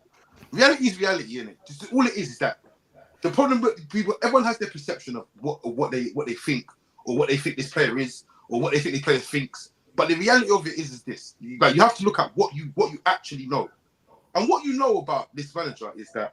This manager walks into this job. He actually knows, yeah, that about these players because he watches football. Exactly. Yeah, he watches football. He knows who can do what, who can't do what, right? He also knows that if these players do not perform, he will lose his job. Yeah, if he can't get them to perform, that is his main objective: to get these players to perform to a certain standard for them to go on and compete and win trophies. That is his objective. The reality of it is that. You know that as whatever you think of all of these players, every single one of them, you know they can all play better. You know they can all play. Every single one of them can play better. We've seen it last season. And you've seen it. So you sit there blaming one thing. This is a collective problem. This management, yeah, and this super group of players is not working. You need to disperse it. Yeah, simple as that. You need to disperse. Many of these players need to leave. This manager needs to leave. You need to get a manager in that you can work with and get players in that can complete the task to a certain standard. So all of this blame and say, oh, it's the players or it's the manager. It's a collective thing. That's what it is. It's a collective thing. So like I said, I'm not gonna. I wouldn't get involved. I can't get involved in the argument for like an hour because I thought to myself, bro, like the reality of it is that this is dross from the management to the players. But at the same time. These players are not playing for this manager because they can play better. You know what's mad? Yeah. You know what's mad? Yeah, let me before I get the Solanke comments. I don't know if you might see the Solanke comments here, but I'm gonna get these super chats in 1 second. I was going to finish the super chat, but I realized Rhino was going to interrupt. And shout out to leave me alone.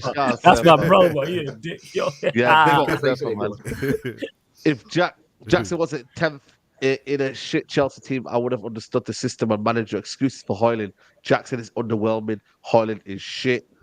Ethan says, Jamie Alonso on the verge of clinching the title tomorrow, still unbeaten. Inshallah, will be there. Real manager coaching, unlike Eric Ten Hag. Man like Nathan Ackley got one shot on target since his return from injury, wasted 72 million on a guy. Nah, listen, man, I ain't gonna No, say that. Nathan Big up Ackley to you, bro. is crazy. That's crazy. Yeah, What do that you was guys think mine. of? He stole it, but you can have that, bro. Do you know what I'm saying, bro? Bro, allow it, man. That's too much, man. That's too much, man. What do you guys think of Sebastian Hurleb, the Stuttgart manager, as a replacement when Eric Ten Hag gets sacked? He's doing well this season. No, he's doing well this season. Big up to him. Big up the panel. But I don't know if you might have seen Garnacho's like tweets the way his fan base would implode if that was Sancho. Real I talk. want justice, bro. I want justice, bro. I want justice. and we'll go there. We'll go there. Justice must be served. Justice must be served. I'm just saying in general, innit? Because if this was Sancho, the first 5 super chats would have been about that, how he's a crybaby, how he needs to be sold, and all that. So I just want the same energy from everyone. That's not gonna happen, bro. That's it. I'm not gonna lie, yeah. I'm not gonna lie. I want to see Garnacho eating his lunch in the car park tomorrow. Facts, bro. You know what? I like fair treatment. I like fair treatment. Sandwich behind him. Yeah. Okay. We'll get onto it. Tariq says to apply your talent, you need guidance and an environment that enhances your qualities. Ten Hag couldn't put these players in the best condition to perform. Ten Hag out. See the excuses for CAs. You man are hilarious. Arteta changed the culture at Arsenal, even with bad owner. Where was Finnish mentality under Moyes? Oh, hey, listen, that's crazy. Respect the hard work. Saying on that note, Manchester is sky red. Big up to Sean PK. Oh, look, it's a rose-colored glass of you. Look, your team is dead and you will be for long. Big up. That's a Liverpool fan there, by the way. Do it for Klopp. But anyway, listen. Go on. Before we move along, yeah. Like, bro, you see these comments about these players and their attitude and all these things, bro. Yeah, the reason why I find it complete bollocks, is because when this manager's setting them up to fail, and they're still getting wins, that's on their attitude, bro. When he's setting them up to play these games and we're getting battered everywhere we go, and then we're behind 2-0, then win 3-2 and all these other things, that's on the player's attitude. So how come they got a bad attitude when they've been rescuing this manager? We should be about 15th in the league, 100%. All things considered, and the players have literally dug this manager out of sticky situations multiple times, and now we're questioning their attitude. These guys are fed up of being sent out there to die every single week, bro. No one knows where to be. The first goal, the Kluivert goal, bro.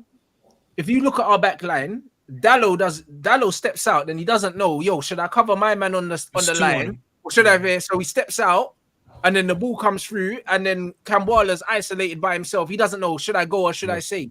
That's coaching. Like, these players have been left out there to drown in front of the whole world, and they're still pulling results out the bag. Somehow. McTominay done it multiple times, bro. Like, goals when we don't deserve it. Or Bruno flipping the goal against Liverpool that we didn't deserve. Do you know what I mean? All these other things. Screamer, Maguire header. They've all been saving him. The amount of time these players have dug us out of situations where we should have lost the game, and then to turn around and blame them and talk about their attitude. Nah, bro. They've been led by an incompetent leader, and now they don't believe in him anymore. And you can see that on their faces. None of them believe in him. Nope. And that's not their fault. Rance, can I say something as well? You know, when you watch films and you see someone go to war, and the leader's shit, how are you going to follow my man into battle again and again and again? You ain't going to do it. Hell no.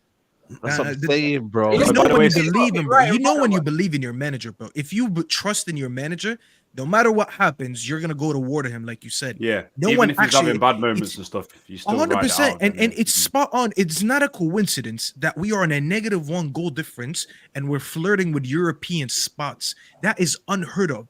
It's unheard of. You look at all the history of the Premier League, you never see someone, we could potentially make Europa League on a negative goal difference. That's unheard of, bro. That is insane. And I wanted to quickly, before you move on, I wanted to go back to a comment that Aaron made, and it was actually spot on before Najee left.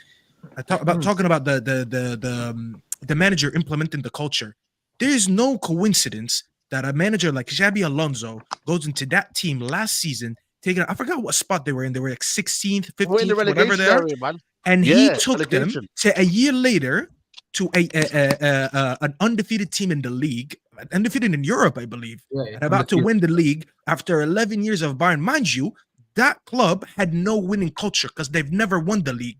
So when we want to sit here and just blame the Glazers and all that for everything, even the little micro things that the manager should be implementing, there's no coincidence that Xabi Alonso can go and implement a winning culture at a winningless club that never won the league. But we're sitting here and babying Ten Hag, saying, "Well, no, it's not his fault. It's the board's fault." At the end of the day, like Aaron said, I mean, all of us here played sports at some point. I've never sat with no board members or whatever. I didn't, when I played in high school, whatever, I didn't sit with the principal. I sat with my coach every day. The coach sat with his team every day. And you said this is the culture that was implemented by them. The excuses that we're making for this guy from top to bottom it's baffling to me. It's so sickening. I'm not gonna lie. You know what, Staffy? The best way to never be wrong is to use excuses that you cannot test against reality. So this is why these fans do all the time. So they blame the culture. Hey, say that again. That's a bar. That's a bar still. Yeah, that's a bar. That needs to be on like like the live. Say that again. Really up. Exactly. I'm gonna write that shit down. That's fire. Hold up. Sorry, man. Man got a wheel up. Say it again. Man got a wheel that up, man. You have to wheel. You can't just be whoo. Yeah. Come on. Yeah, no, what I was trying to say is the best way to never be wrong is to use excuses you cannot test against reality. And I've spoken about that many times on the channel. You use, for example, structure, you use culture, mentality, you use things that are not tangible, some things that you cannot actually refute. They are not fussible. You can never actually get the opposite. You can never confirm. You can only infirm. And this is the problem we have with this shit now.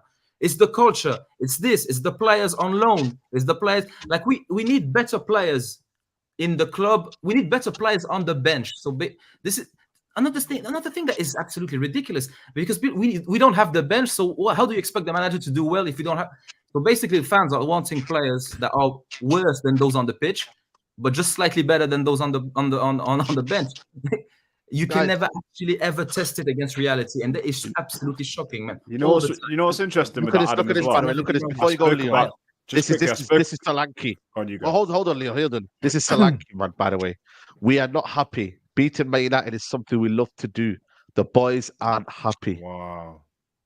Yeah, that's Who right. would have ever thought that guy would have said because that? we're still doing mistaken though. Even though as bad as we, before we go, Traps, as bad as we are, we're still the scalp for everybody. Don't get mistaken. We're still everyone's biggest game. Hold on a second. How many times have we lost to Bournemouth? We lost to them this season already, I think. So that's how many times have we lost to Bournemouth? Can you remember over the last however long? 3. Never. They said it today in the stat. It was like 3 times. You know when they say before the game, like the historic record, I think it was 3. So free on the whole. Yeah, like we've always been. I swear we got cooked with them. I swear, like wasn't it him that nutmegged Maguire, or was it someone else? Like that mad goal. Nah, we made a comeback that day. Okay, yeah, I just remember that. Yeah, that was crazy. That's when lost the form of 3 times. Greenwood had a brace. I think. What are you talking about? You love to beat Man United. You don't beat Man United. What are you talking about? Yeah, but these men are always gonna chat rubbish because we're not good in it, so we have to firm it. I can't lie. Yeah, we have to firm it, man. Look at Dello's comments here. He's saying, Dello, but shout out to Griggs for sending me this. He goes, it's been about one of our concerns. Maybe we need to try to be more compact as a team. Don't try to make the gap between the defenders and midfield too big. Sometimes it is, and they counter on the counter attack. It's something we have to improve because it's been nowhere good enough for the level of this club. Right. There you go, bro. And this is the same manager that's out here arguing, saying this is the way he wants it done. So there you go. The players don't agree with the manager's system. It's very obvious. And I told you, man, he lost the dressing room time ago. That's why Cass is walking around, like somebody stole his football, Like Varane, don't want to play for this manager, bro. These men are not playing for this manager. That's why Anthony is dissing, man. When man's telling him to play left back, and my man's shouting at man and is having to be pulled away by his own players. Man need to actually watch that video. Anthony's head was gone, bro. Rashford was grabbing him.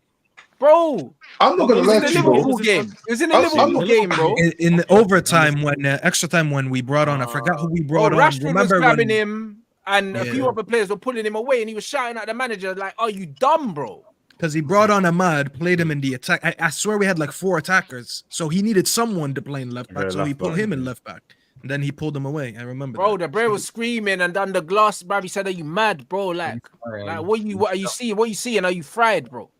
Man's getting, bro. The game had kicked off and he was still screaming at the manager because he understands that man's taking a piss. That's not when you actually when you trust the leader, you don't question him. You just do what you're told, bro. Exactly, because you know what, Renzo, that's another very, very good point. Because humans are social creatures, and we respect legitimate authority and hierarchy. So for the hierarchy to be respected, it needs to be felt as though it's legitimate from the members. We can't respect a captain that we don't pick. We can't respect a manager that we don't respect. You just have to. Like, you can force it. It's not a surprise that all of guys, Ahmad tweeted the same thing Garnacho did. It's not a surprise that all of the great captains in the Premier League had great check Instagram. What did he tweet? The same emoji that Garnacho tweeted. Basically, like the zip it emoji. Crazy. Who did? Ahmad, 8 minutes ago. Ahmad Diallo, 8 minutes ago. Ahmad Diallo. You know what? Check Instagram. These players, I think they just dislike Rashford and Bruno, to be honest. I think they do. They don't like Rashford as well. They don't like Rashford because he's a poster boy. Yeah, we're not doing that, bro. Like, we don't know who likes who don't like. Wait, what? They don't like Rashford. Do you know what? Why? We can't not question that. Do you know why? Aaron's right. You can't not question. You know why? Because favoritism. Look at the way that we're talking. I'm trying to understand why would they hate Rashford? I don't get it. It's not that they hate Rashford. They won't hate him, but they understand that he gets preferential treatment. Exactly. Okay. Yeah. Okay. They'll understand that. It's obvious, bro. That's what I'm trying to say, Ram. That's what I'm trying to say. Yeah, because the thing is, if we're saying it right now, we can't just be like, oh, these footballers are dumb, they don't see it. Like, normal emotion and normal logic is sitting on the bench. I said this earlier in the season. Ericsson was moaning about he's not getting enough minutes and stuff like that. Because he's sat watching Bruno and he's thinking, I can control this better. Oh that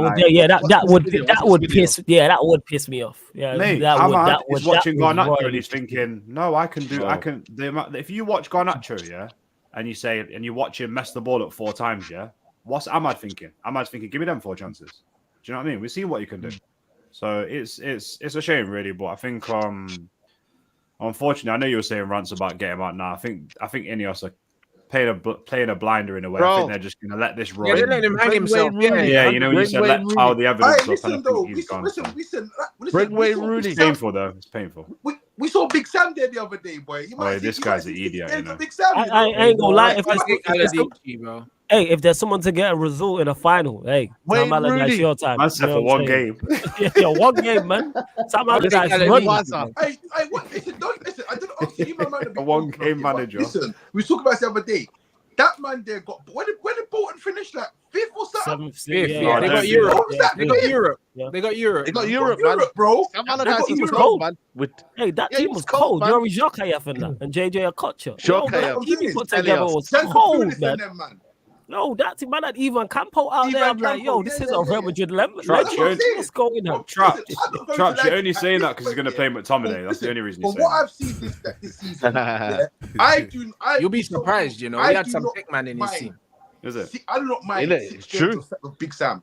I know it's embarrassing, but I don't mind 6 games of Big Sam. No. Guys, let me tell you. What I'm say, you're like, no. But you don't want Ten Hag here. But you're like, no, because I'm saying, bring Wazza to the end of the season. Yeah, we win the FA Cup. It's fine, and we leave it as that. Bring who? Why was Rooney? Bring Wazza. Wayne Rooney to the end of the season. Yeah. Nah, Saeed, you're moving mad. You're moving mad. I'm here for the vibes. Bring Wazza. No, Aaron, I take that just to have a reason to watch the games. I need something to motivate me to watch the games. I miss Wayne Rooney. That's about it, bro. The season is dead, anyways. Hold on. Saeed. Bring Wazza. Saeed, listen. Wayne Rooney has scored 260 goals for this club. Wayne Rooney has problems, with his personal life, We do not want Wayne Rooney to come here and embarrass himself and change his legacy. He should not be allowed. Why would it change his legacy? Hey, Saeed, I'm with Traps on this. Does it get worse than this, though? Does it get worse than this, though? Does it get worse than this?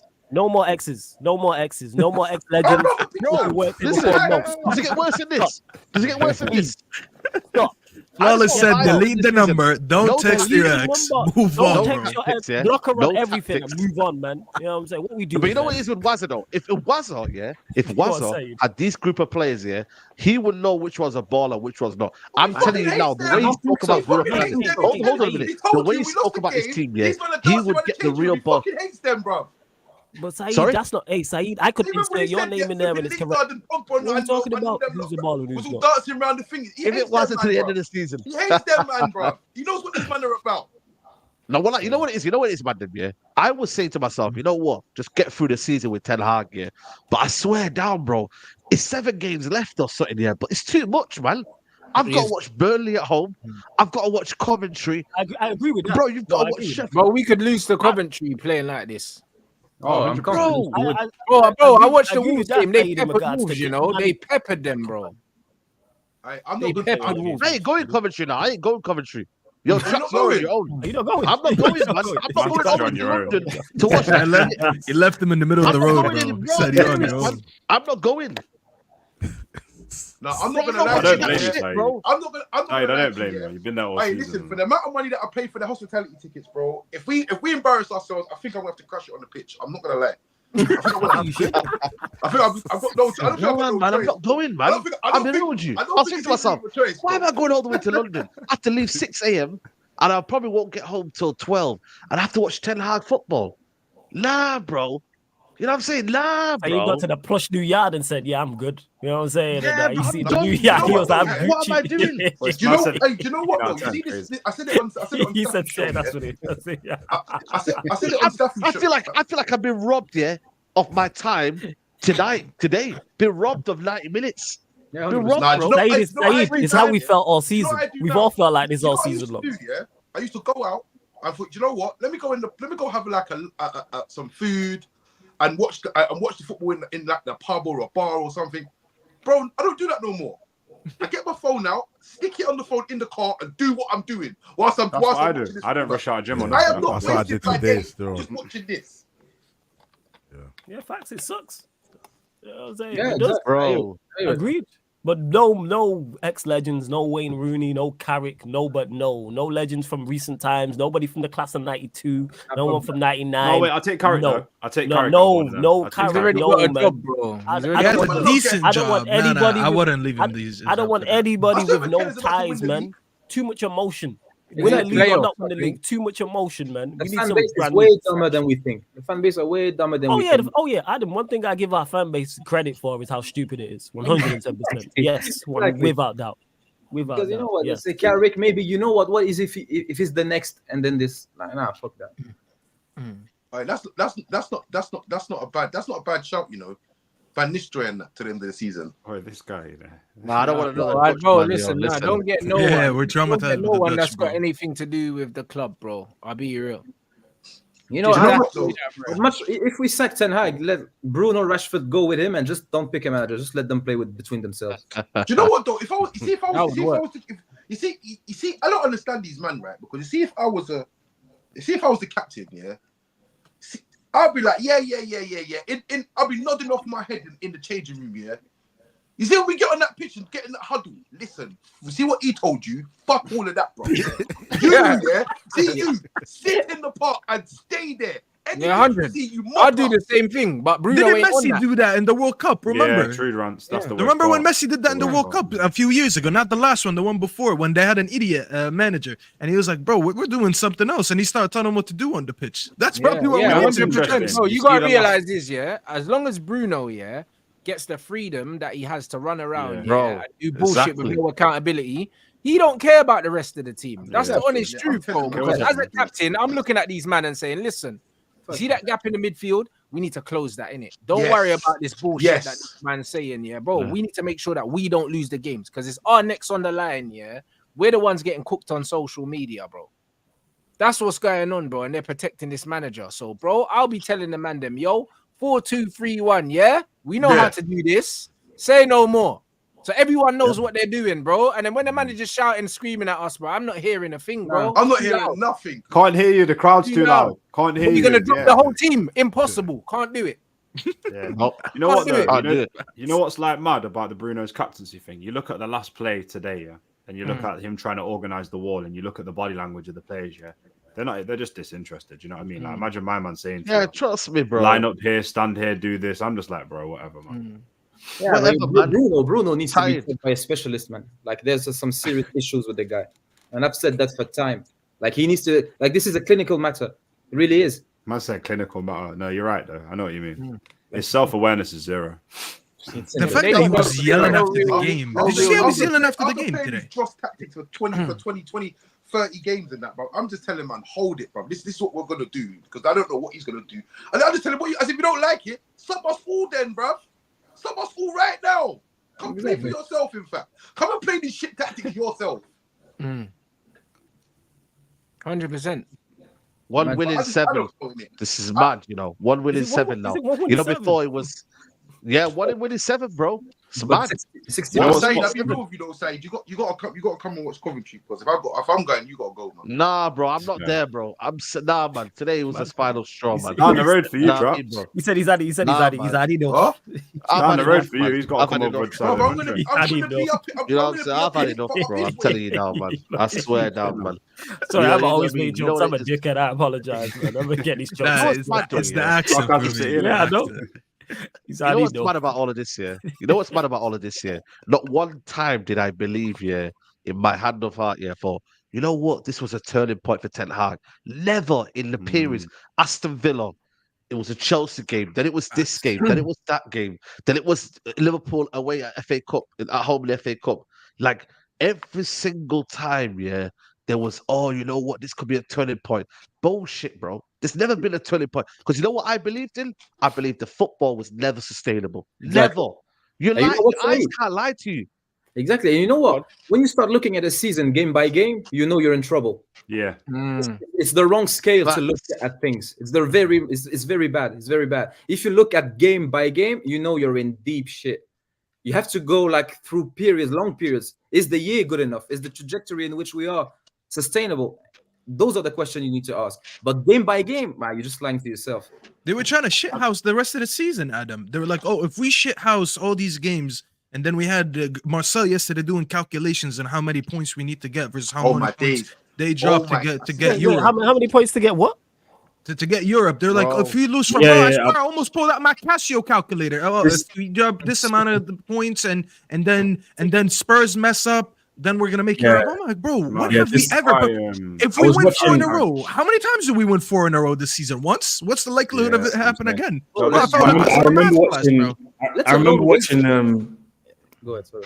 I remember watching that stream, that specific stream you're talking about, Staffy. I watched it this morning and I was like, Marcel, man, you still have hope that this team will make top 4.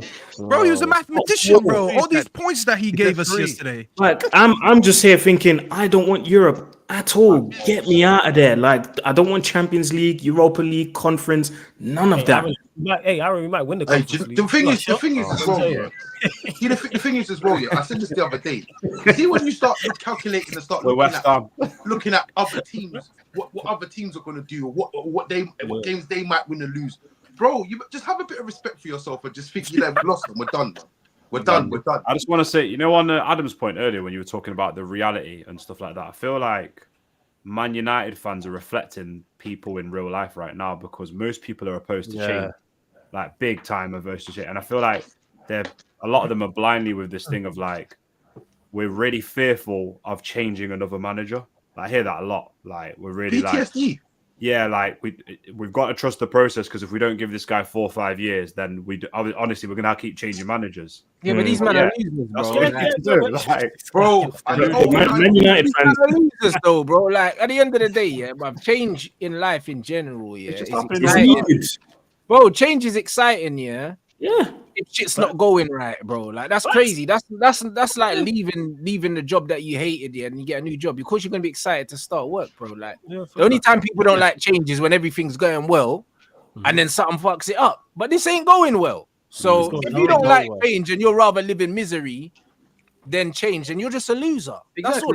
And you know what the problem is? You know what a big problem is with Man United fans as well. Yeah, they think that every manager that comes in has to end up like Fergie and be here for 20 plus years. United fans need to understand we live in an era of football where if you have a manager that stays longer than 3 years, forget 4, 5, 6, 3 years, you're lucky. And that's most likely because the manager's being successful and is won stuff, and that's why you're keeping him. We are not. Do you know what I mean? You know what, Aaron? I see you, Aaron. Aaron, you spot on, man. Run me the club thing, man. One trophy, one Premier League in 9 years. Run me that. You know You know what I'm what? saying? I'll take that. See these man. Hey, Saeed, You know don't what? shake your head. That's what his numbers are. Don't do that, Saeed. Don't shake his head like that. I Go on, Adam. enjoyed it. Don't worry. Yeah, just quickly on Aaron's point. Even Sir Alex Ferguson and Wenger, they were exceptions in their respective eras. It's not even that this era is like 3 or 4 years. Even then, those two were not normal things. Like, I want the next manager to be successful, and I expect him to be successful and leave after 3 or 4 years. And I expect the next manager to have 3 years and be successful in 3. Look, Barcelona got rid of Enrique after winning a treble. The same thing for Bayern Munich. This is what big clubs do. And like this thing about change and being afraid of change, and this is Leon and Rance, you were spot on as well. When you're in a bad state and you're trying to move to a better place, you need to go through a period that is worse than the state you're leaving. You have to go through a step between your destination and your current state that is worse than where you are currently, because where you're trying to go is actually worth aiming for. It's classic. You see it in literature, in movies, in life, in sports. When you leave a bad state to go to a better state, you have to go through a period that is actually worse in between. Yeah. And then That's why as well, you know, like as well the time, Adam, yeah. Me and Rance use examples of like combat and stuff like that, yeah. If you have bad habits as a fighter, yeah, let's just say you've got poor head movement, bad footwork and stuff like that, yeah. You and your coach is not giving you that, you have to move on. Like if you're going into fights and just getting smashed up, yeah, and it's the same thing over and over again. Come on, bro, it's your health. Like, it's like at the end of the day, it's like it doesn't make sense because they want success, but they don't want to change. But football's all about change now. Yeah. You know what I mean? It really doesn't make any sense. And I think a lot of the time, we're quite interesting because we all have like very specific things that we're not happy with within the club. And we have also things where we're like, remember when I started talking about baseline levels, where's your baseline level? Like where is it? Yeah. Exactly. When I hear the reason of other people, and of course you can have your own opinion, but I can't get the logic because it's like, yeah, well, hopefully it will turn around next season. I don't want to deal with hope, guys. I want to deal with logic of that's not right. That's not right. You're not good at man managing. You're not good at this. You're not good at that. You're not good at that. I'm like, whoa, 1, 2, 3, 4, 5, 6 things you're not good at. Why are you here? Do you know what I mean? It doesn't make no sense to me. So, yeah. But a lot of things like that are based on a lot of things are based on hope with these guys. With the majority of Man United fans, it's all based on hope, and it's all based on I wish, and it's all based on I want to. Yeah. It's all based on. There's no facts. There's no tangible. There's nothing tangible that you can base your opinion or they can base their opinion on for us to believe. Okay, this manager has to stay. I always said people keep talking about this process. In a process, even if you go through a bad spell, there at one point there has to be some sort of tangible thing that you can hold on to and go, okay, you see that's going to make sure that the next step is going to be positive, and the next step after that, and the next step after that. Every time, I keep saying it, every time United play, 3 things happen, or one of 3 things. We get embarrassed, we scrape it, or we just get away with it. How do you expect something positive out of something so negative consistently? It just doesn't make sense to me. It just doesn't make sense. You see, it's like doing a trust just before you come in. It's like doing a recipe and you guess it and get it right, but then like the 100% what you don't. You know what I mean? It's that's how Rhino makes his race apparently. Because of the love for the club. It's because of the love for the club, though. That's where that stems from. What Aaron's talking about. It's all emotions. It's all feelings. See all these man. Yeah, go on, Trap. You guess your race. All these man that are on this Ten Hag in or this back in, and this one needs time and this and the other. Listen, they're all in competition with themselves, bro. Yeah, to be like, who is the biggest Man United fan? Who's the super fan? Yeah, then it's blind because when I sat there in the beginning, I was like, bro, you man are sucking off this Ten Hag geezer like you man know what he's about. Hey yo, I don't know what he's about. Hey yo, no Diddy, bro. You gotta say no Diddy with that. Basically, in life, I was taught, but go off what you know, not what you think, or what you assume. Yeah, go off what you know, or what you can gather the information. And the only information that I had about this guy was that you had a 3-0 lead in the Champions League and you bottled it. Like that's all I had to go off. Then they tried to tell me go watch a cup final that he fucking lost, and I was like, bro, I'm not back. Like this guy has to earn this because I don't really know about this guy.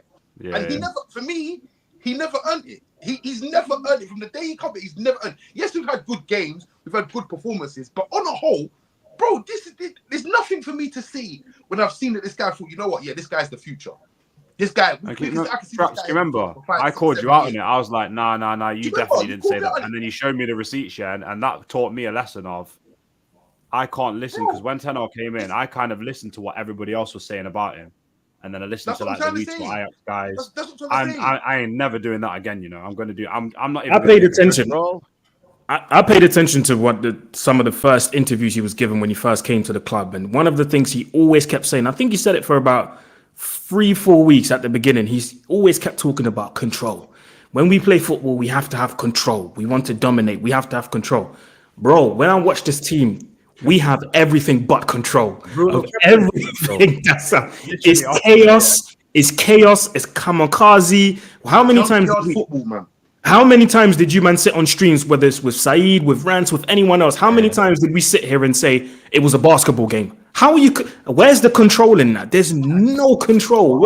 Aaron, Saeed was a Aaron when you're him and his him and the guys in the chat here. They count passes because they're that bored in the games. They're like 1, 2, 3, 4. No way, bro. 1, 2, 3, 4, That's 5. what I'm saying. When your games, no way. When your games versus Liverpool, who's a bigger side, looks the same thing like your game versus Bournemouth, looks the same thing like the game versus Brentford. This just shows you the issue is you. That's crazy. Your big games should look different than the mid-team, the mid-table teams, and the relegation teams. And you know what? You would expect big teams in big games to dominate you a little bit. I'm okay with that. If I have a low block versus Liverpool, I understand that they have more dominance on me. But when I'm looking the same thing against Brentford and Bournemouth, and the only difference in these games is the quality of the opposition, and it's never me. It depends on if they're going to take their chances or not. Then you have to go back and look at what you are doing. What you are doing is copy paste every game. And you know what, Steffi? That's a very good point, because regardless of the opponent, we always look worse. We always lower the level of the opposition. Like everyone struggles against us to some extent, but we are still way worse than them. And going back to what Leon said earlier about comparison with sporting like combat and stuff. And I have my black belt on Taekwondo as well, and I love fighting and stuff like that. And the worst thing is to fight against someone who doesn't know how to fight, because you are setting traps and you're like making moves and setting things that the other one doesn't see. You don't know. It's unorthodox. Exactly. It's terrible. You're trying to make moves and trying to set traps, and you don't know if they saw them or not. They got set. No, it's a fake rant, blood. I'm a mod, bro. That ain't me. Oh, he says the internet is wild. Yo, the internet's wild, bro. I've got the picture. I watched it on the StreamYard thing. I said, don't come up with like who's a mod and who's not. If he's a mod, it would say it in blue. Counterfeit rent accounts, you know, that's funny, bro. That's crazy. And as if Rants would be in it just announcing the news. Like, not exactly, just signing not on the stream, you know, but in the comments. Got the inside scoop. You got the inside scoop, bro. You know, but what you lot are saying about the mentality is true, because at the end of the day, and another problem with United is the fact that when these lower teams play us, they have more confidence because they know the weakness is there, so they capitalize on it. So it's because they know that they're gonna get chances against this, man. Like, it don't matter if you're low on confidence. You know who you want to see next on the fixture list. Manchester United. 8 scored in 3 games as a striker. Who do you want to see next? Manchester United. 8 won in 5 games. Who do you want to see on the fixture list? Manchester United. Man United. You know what I'm saying? 8 scored 3 goals all season long. Who do you want to see on the fixture list? Manchester United. Hey, if you got records, you want to duck to break. Hey, you want to see Manchester home or away? It's not even like. You know what's mad? You know what's mad, Flawless? You said something earlier, and I wanted to chip in on that. You said. When we talked about the fans that have their delusional thoughts, you said, they do that out of the love for the club. When you love the club, or when you love something or someone, sometimes you've got to be harsh, bro. Yeah. You know what I mean? You've got to be harsh. I got 100%. That's toxic love, though, that they have for the club. That's toxic love, bro. Do you know what I mean? I'm gonna, regardless of what you do, I'm going to abide by you and never criticize. If you truly love something, like I do agree with you with that, you will criticize. There's this toxic love because they're in it for themselves. No matter what Manchester, I've seen fans say it, or if United get relegated, so be it. Fans said it on the Ollie, if we get relegated with him, so be it, it's okay. And But some That fans ain't feel love, like bro. them That's something else, bro. I'll be honest. Exactly. And That's like something else. The man that enabling bullshit, bro. That's not Yes. love, bro. But yo, Like, love big up to all you man. people I'm that out, you yeah. love, you hold them Yeah, yeah. accountable. Wallace, That's big some up, bro. man. Big Every up, single one. big up. Big up the We'll, chat we'll, every time. yeah, big Now, up, when man. you love Big up, people, man. you hold them accountable because you don't want to see them. Yeah, big up. You don't want to see them end up in a place that they don't need to be in, bro. So all Bro, of this when no you love something, accountability tell the shit. truth, bro. Exactly. When you love something, it's your duty to tell the truth. Not only do you have to, but it's a duty to do so. Yeah. Well, they say And truth remember hurts as well. when I was Truth hurts, it's not supposed to be. Do you know what I'm saying? when I was talking about this perfectly ties into the Rashford thing, bro. When I was talking about the manager enabling and creating an environment for people to do things over and over again, bro, I knew this Rashford thing was gonna spiral out of control, and he was gonna go back to the same old habits, bad habits that he has. The first time when he came late and then scored, everyone was like, see, he scored. I said, watch, it's gonna happen again. Then the City thing happened. After the City loss, went out. He said sorry. He took accountability. It's not gonna happen again. Then the Dublin thing or the not Dublin, what's it called? The Belfast thing happened. Belfast, He said sorry, Aaron. He took accountability.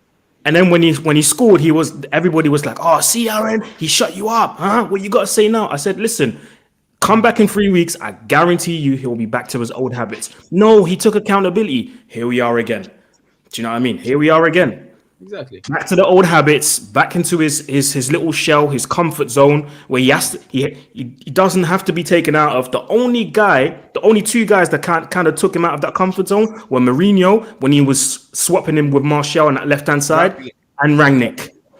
And those 2 times were the 2 times you saw him kind of rebel and kind of come out and show that he's not happy, bro. Sometimes a manager's just gonna take you out of your comfort zone, bro. It happens.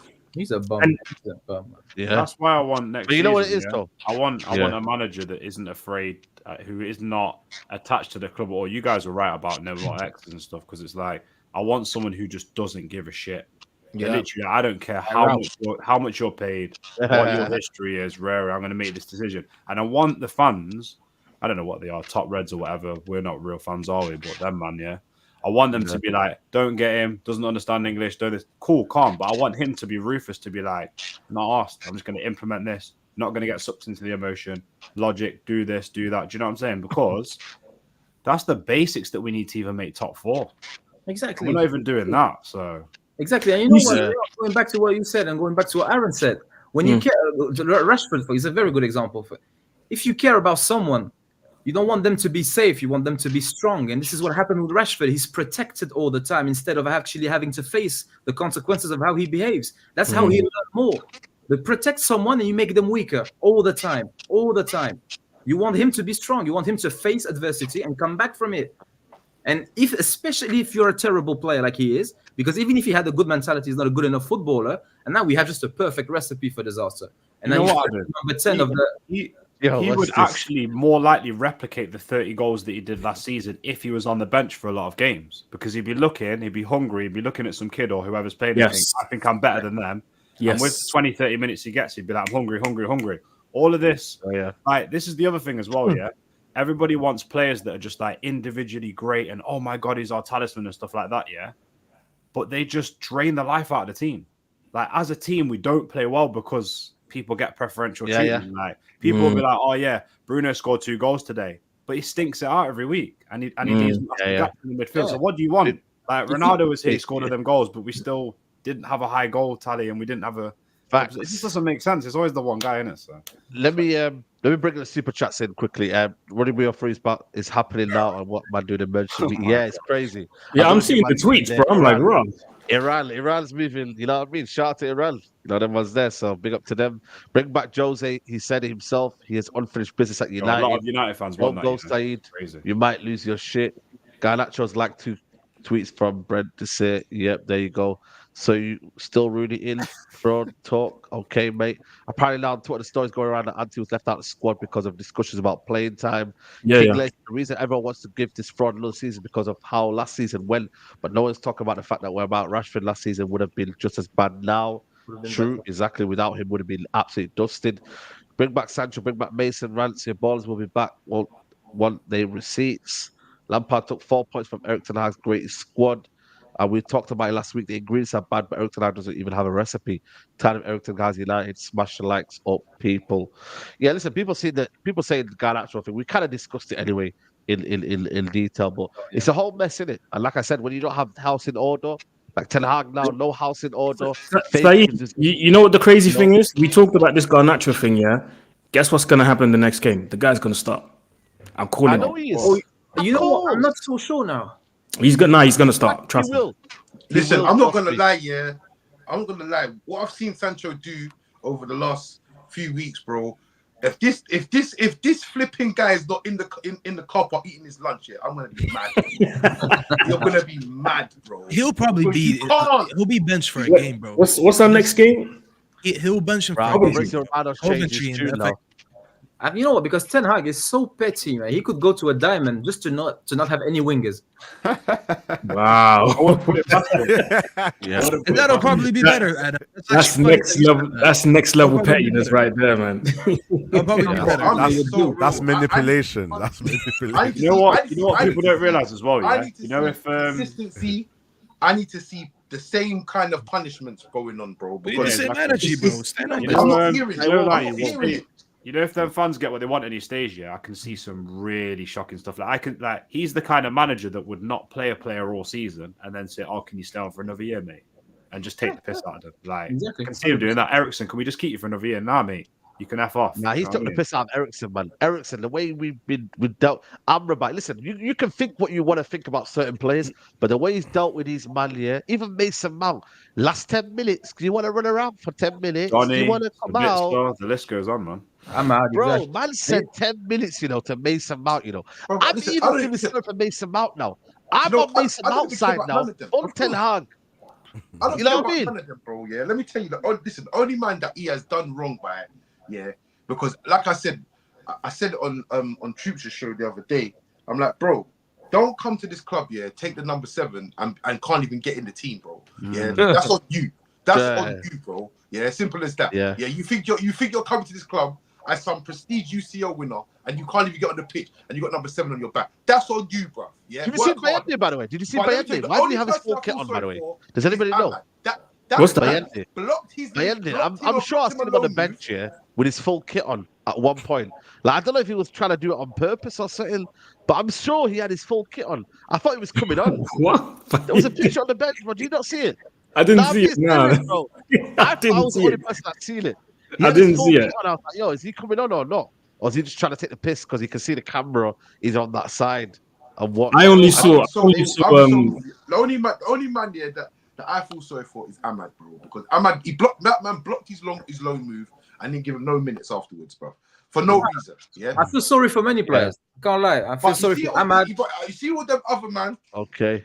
Them other man, them Amrabats and them man, bro. They're not gonna go to hell for all I care, bro. I don't care about none of them, bro. Nah, but them man have been done dirty as well, bro. It's not fair. Been done dirty, but so what? It's not fair, man. Exactly. Yeah, no, it needs to be fair. Come on, now. Like you know what? I think players like that I don't rate have been done wrong. Yeah, it doesn't have to do anything with talent. That's what I'm saying.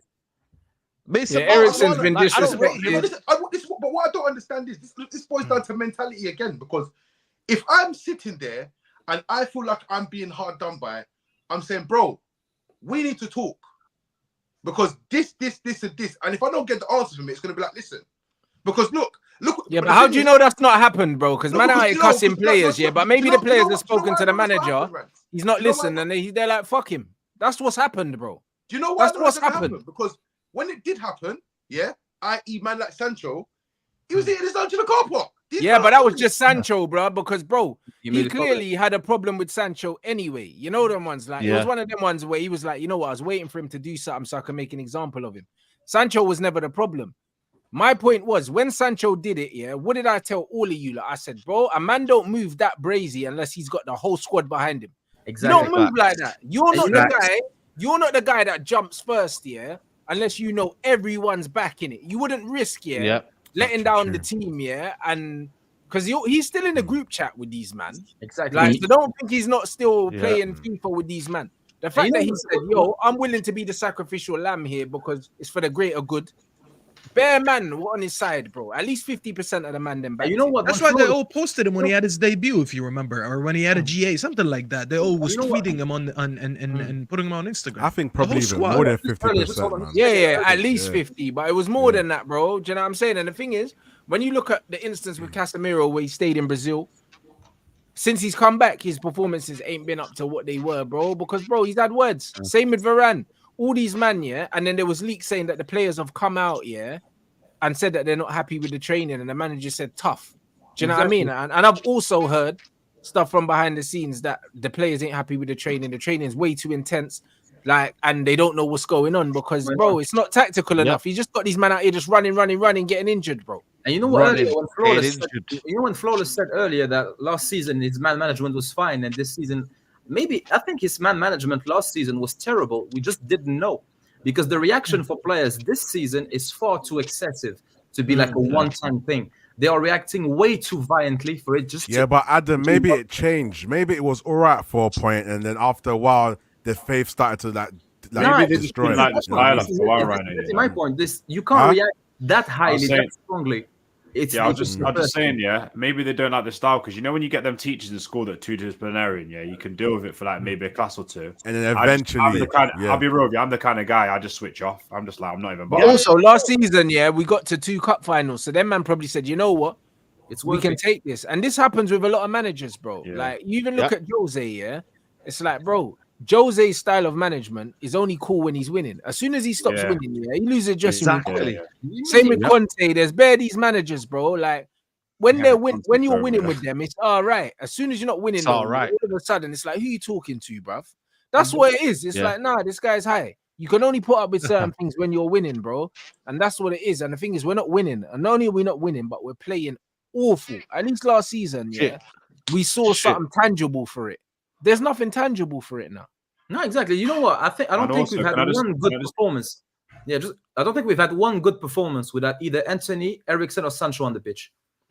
If every time we have one of those players missing, we are yet to have a good half of football. Not even a game, a good half.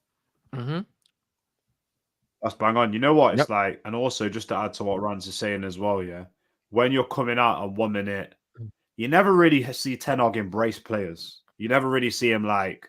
Like when I'm not saying he's got to be Pep. Like when Pep finishes the game, and he's like sort of, he's still going over the tactics. Like when Haaland will score 3, and he'll be like, "But you could have got the 4th, and you could have done this." And they've got that relationship there. However, the style of the manager does it, But when the manager, So basically, it's kind of pussy old behavior. Basically, it is pussy old behavior because you go into the changing rooms, you say one thing, and then you go tell the press another thing, and basically, a lot of the time, he throws the players under the bus to cover himself. So it's like you're disciplinarian.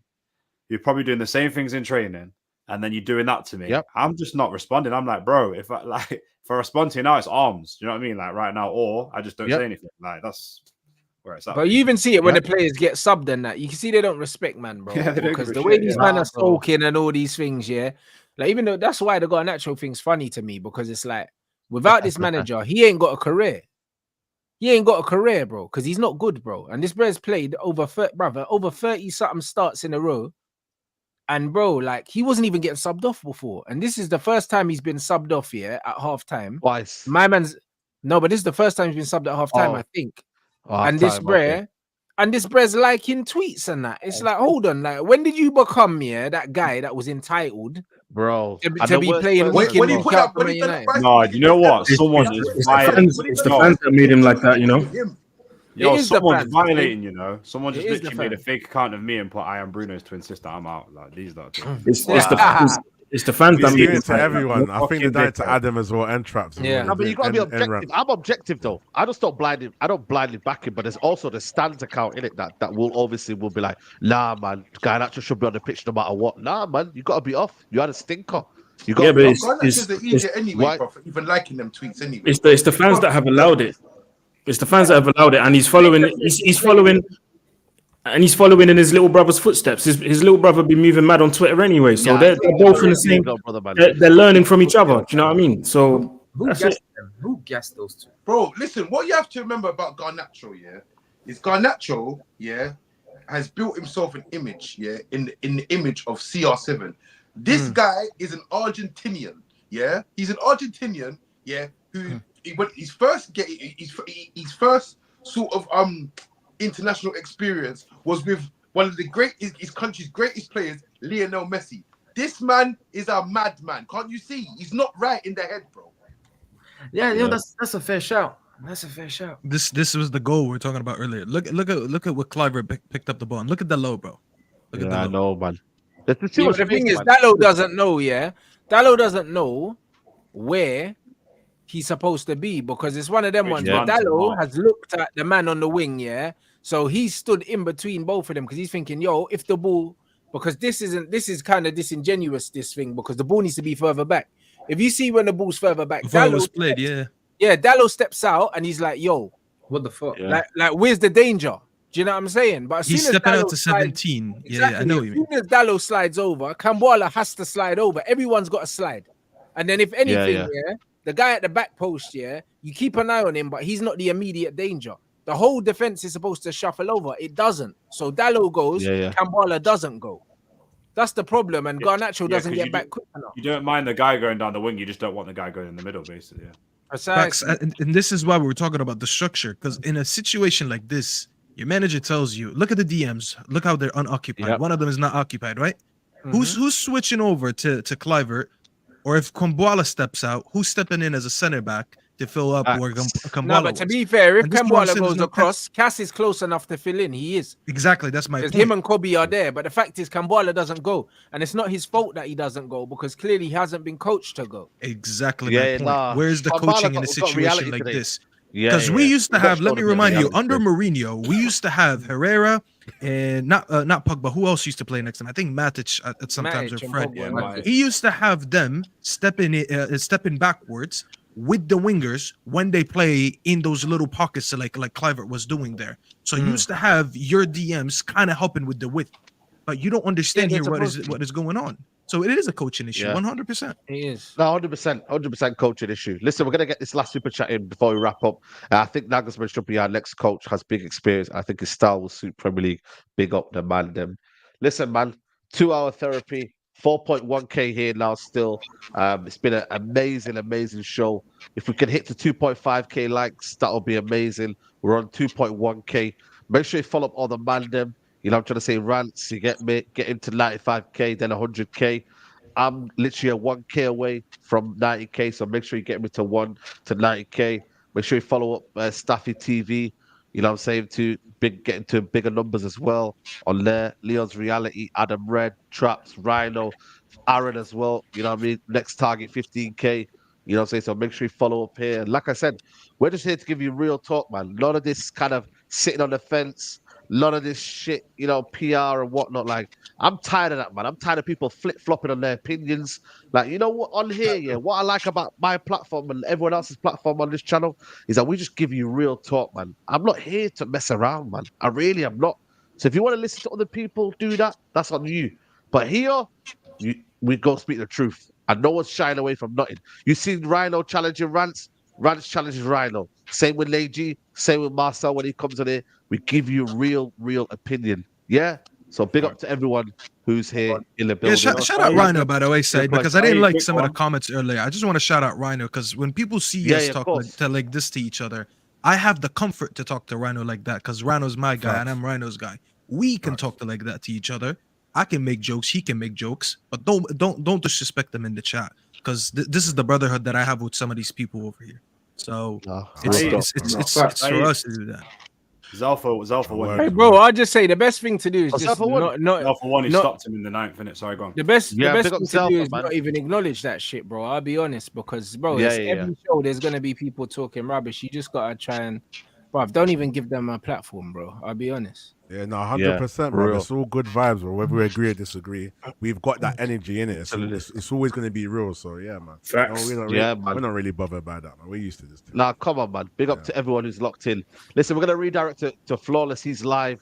Sarcasm City TV. Flawless, you get me? Just rate 16 out of 10 in it. 16 out of 10. Flawless is always live, man. Yeah, spam 16 out of 10. Hey, Flawless is at them 24-hour shops. You know when you need a drink